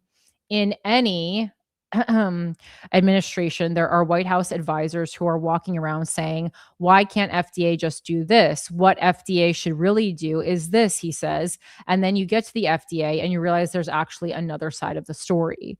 He says that side includes hearing from career scientists with deep expertise in analyzing the safety of medications, for example. In Sharfstein's opinion, leading the FDA might be the hardest health job in government. One would think. The FDA has a staff of around 18,000 people and is responsible for regulating food, drugs, and medical devices, as well as tobacco, cosmetics, supplements, and other products. Successful FDA commissioners, in Sharfstein's experience, need a good brain, but also a strong spine. In other words, you have to be smart, but also tough. There's all kinds of pressures. There are political pressures. There are business pressures. There are advocacy pressures coming all the time, he says. When Overton worked at the conservative America First Policy Institute, she wrote papers opposing gender-affirming care for minors. She also has questioned the safety of medication abortion and suggested that the FDA was wrong to allow it to be prescribed via telehealth. August 10th, President Trump issued a controversial executive order pushing to change the childhood vaccine schedule and dredged up debunked theories linking vaccines to autism. Speaking at the press conference, Overton called Trump's order a historic action. And also, what we really know is Trump loves people who are going to go along with exactly what Trump says. And especially this late in the game, we want to be very wary of anyone who's talking about Donald Trump and who's like just has a bad approval rating, doing a bad job in this flowery, like heroic language. And we certainly don't want those people heading the FDA, which is going to directly affect each and every American's health and safety. She also backed his call for the production of individual vaccines for measles, mumps, and rubella. All those are coming back. Those vaccines are often given together in a single shot, known as MMR, or sometimes MMRV. Mike, I already see you coming in. What do you want? I'm all for this. I've asked my doctor, please, can I have this? And she's like, no, because you don't have billions of dollars. Like the ultra rich can get the MMR vaccine separated. It's like just us commoners that can't, which is like, hey, I see what you're saying. There should be accessibility here. If the chicken pox vaccine is included. We do still recommend the measles vaccine for all children, but we want parents to be informed about the timing and to have the option to separate them out, she said. Sharfstein and other public health experts have pointed out there's no science to support giving the measles vaccine in a separate shot from the mumps and rubella vaccines. But Mike, where did you read about it? What do you mean? Where did you read that it would be better if there's no scientific I backing? never said it would be better. I'm saying that you can, if you are ultra rich, have them. But you said you had asked your doctor about it, so you would be interested in it. Oh, is of your point. course. Okay. Yeah, I mean, well, MMR is the one that I've heard, and again, we've had this conversation on the show before, and it might be Sure. anecdotal, but like that's the one where people talk about like my kid was fine, like normal, like I noticed everything, and then they got that shot specifically, and there was a noticeable change in my kid, and it's like, okay. Well, I don't know. That's the one that like my daughter's getting it tomorrow, so I'm already a little nervous about it. But yeah, like that's the one where like I've been talking to her doctor since she was at her 6-month checkup I know. about like this MMR vaccine that's coming, and can we please strip it down so there isn't getting 3 different medications at once, which is like she's been eligible for this vaccine for a couple of years now, and it's like I don't know, man. I didn't want to give it to her when she was 18 months old. I mean, when you look it up, the MMR vaccine and autism, the origin of this myth is traced back to a 1998 paper published by a researcher named Andrew Wakefield. His study size was really tiny. It was a report that only looked at 12 children. And there was a ton of fraud and ethical violations in this investigation. Again, this is like the sources here are, it's a YouTube video called Talking with Docs and a Johns Hopkins paper, like a medical website here. It says investigators later discovered that Andrew Wakefield falsified and manipulated the data in this study, and that he had also hidden financial conflicts of interest, including being paid by a lawyer suing vaccine manufacturers. Ooh, and it says retraction. The medical journal, The Lancet, fully retracted the paper, and Wakefield's medical license was permanently revoked. Well, and Zambalam is, in the comments here with something that I do very much agree on. Vaccines are because there's no worldwide vaccine schedule. Every country has its own, and know how much money moves science in the USA. I trust ours the least, which I do agree with, right? Like the amount of vaccinations that have hit, and like with the rise in autism, it's like that part is undeniable. Maybe we're checking for autism way more. I think that's what it is. Like autism is super in vogue right now. Like I know tons of adults who are like, got diagnosed with autism, who are 40 plus, know. So it's just, something that we're talking about right now. The same as, how maybe 10 years ago, everyone started going to therapy. It's not that we all suddenly became mentally ill. It's that we all were like, oh, maybe therapy would be beneficial. Right. But it's just interesting to see the origin. And but I think it's like, I think 2 things can be true, right? Do I think that a country like America is monetizing to the best of their ability vaccines? Yes. But do I also think that vaccines are scientifically reliable? Also, yes. And I think both of those can be true. I agree. The problem for me comes in when like I've seen, especially this administration, like put profit motive above everything else. It's like, I don't know, man, if Johnson & Johnson is paying that much money to get that many, Congress people and senators and the president elected, like, they have their thumb on the scale for like, these things need to be given to kids, and the government, insurance companies have to pay for them. Sure. I mean, but even with that, so even if we're going to go down that road, I would think what is more likely is not that vaccines are giving children autism, but that maybe we're giving children more vaccines than they need. But I don't think it's causing them harm. It's just like, sometimes you take vitamins and and you don't need, and then your pee is yellow. That being said, I mean, vaccines, the same way that I am like very adamant about how the birth control changed history, so did vaccines. I mean, the vaccines changed history and, pretty much got rid of measles, mumps, and rubella, which were absolutely plaguing previous generations. And, the fact that things like measles are like coming back is really like very, very bad.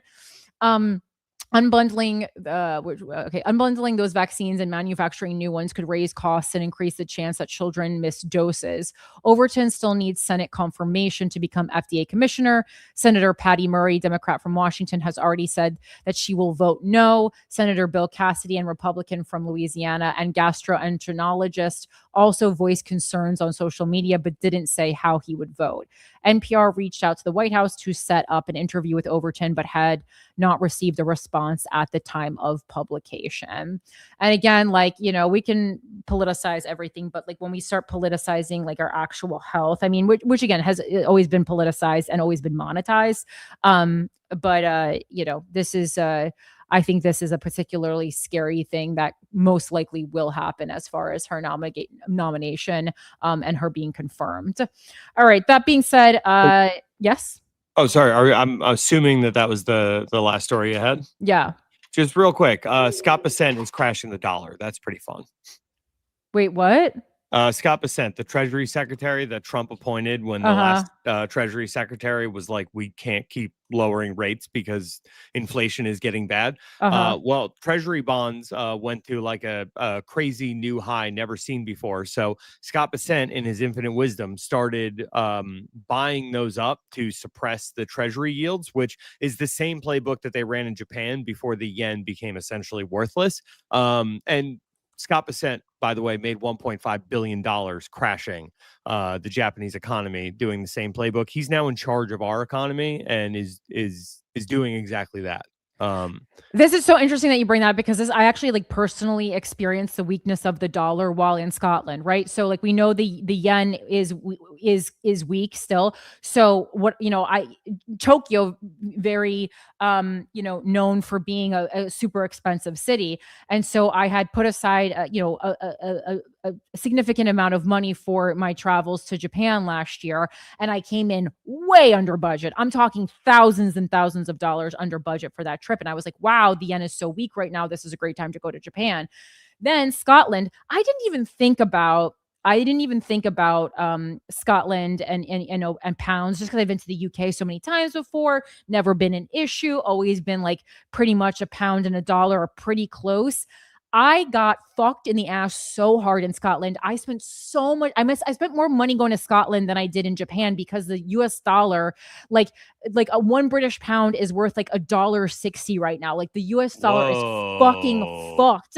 Everything was costing me so much money in Scotland. It was absolutely insane, to the point where, like, because you know when you pay on Apple Pay, like even if you're in a different country, like it's still giving it to you in your dollars. So obviously I was doing conversion rates, you know, every time I bought something, but like even like my rental car was coming in. It was like, just like when you saw it in American dollars, you're like, I am being like annihilated right now.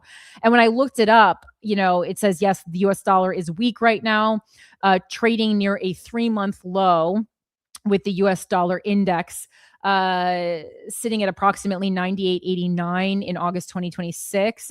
The dollar has fallen about 2.6% over the past month alone. And there was this article from May 4th, 2026 from PBS that's like, the value of the US dollar has weakened since Trump took office. Experts say that can be a hidden tax. And like, they're not shitting you, especially if you're going to go to a different country. I mean, it wouldn't have changed anything. I still would have gone, but it was just like a fucking jarring wake up call. So, you know, check that conversion rate before you travel somewhere if you can avoid it. But it was I was like, fuck, this fucking guy ruins everything. I swear to God. Anyway, it's so good to be back with you guys. So good to be back live. So good to be back with you here, Mike. Thank you so much for joining us this week on Without a Country. If you want to join the Patreon, it's patreon.com/withoutatcountry. You can help to finance this show for as little as $6 a month. I really appreciate it. And I hope that I do you guys proud with the kind of work and the things that we cover on this show. I really put my heart into it, and I know Mike does as well. And shout out to Crystal too. And then secondly, I believe that there's 3 tickets left to Gash, which is October 25th at the Comedy Store in Los Angeles. So, you know, maybe we'll I feel like my followers would be so mad at me if I got Reggie Watts, but I would just be getting him on the show to make fun of him. That being said, if you want to get one of those last 3 tickets to Gash, the link to get that is in my bio on all social media, or you can just go to the Comedy Store website and go to the Belly Room for a Sunday, October 25th. I love doing Gash. I love these like pilgrim, I don't want to say pilgrim, these annual trips to LA. Obviously I try to go there more, but I think this year it's probably just going to be a one-time thing. But I'm so excited to see you guys. I haven't been there since last year, obviously late last year. Mike, where can we find you? How can we help you? What if you did a guy Edgy Volts and you just had a Reggie Watts impersonator come in and mock him? That'd be fun. That's really funny. I feel like someone like Zach Zucker from like Stamptown could do that. Really funny. He would murder that. Dude, I knew what Stamptown was, but I never had, and I followed it and stuff. And I had actually been asked to be on it, but I was like blacked out because like they asked me literally the day before my dad died. I looked back at my DMs. Oh wow. But I saw it finally at Edinburgh. I saw Stamptown live, and I ended up going to see it 2 times. And then I went to see Zach Zucker's comedy duo that kind of was the impetus for Stamptown. And like, what a fucking fun show. It is such a fun show. I absolutely loved it. Have you ever seen it live? No, I've never seen it live, but I do. I told Zach this earlier this year, which is like the highest praise I think you can give a comic. I show his "Who Let the Dogs Out" bit to other comics, being like, "Yo, look at what you can do! Like, how cool is this?" Yeah, I love it. And for those of you who don't know what the hell we're talking about, it's like a comedy variety vaudeville show where Zach Zucker, who's a comedian, is playing this alternative reality comedian named Jack Tucker. Like, it's just really good, and it's really playful. And their Netflix special actually just came out yesterday, so you can check it out on Netflix. I don't know them personally, the DM, but I've never actually met Zach personally besides DM correspondence. And but I highly recommend it. It was like one of the highlights besides obviously Christina's show of Edinburgh for me.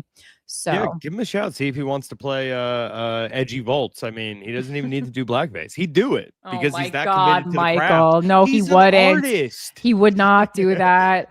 Oh my God. You're like Target with their fucking minstrel outfits that they're presenting. Crazy. All right. What I was gonna say, you can follow me on Twitter and Instagram at the M Harrington. The Armored League is gonna be in LA next week, but we're about sold out. So I'm gonna say, to support me, go watch Zach Amico's Half Hour. I love Zach. He just put out a half-hour special. It's great. Awesome. And are you going to be in town next week, or is this your way of telling me that you're going to be out of town next Wednesday? No, I land at like 2 p.m. LA time, so I can do the show from out there. Okay. All right. Thanks you. All right, guys. That is our show for today. Follow us on Instagram. Without a Country podcast. Follow me and Mike separately. I'm at Philanthropy Gal, and make sure you're subscribed to Without a Country on YouTube. It's one of the best, easiest, freest, completely free ways to support the show. We appreciate you so much, and patrons, I'll see you on the Patreon. Bye.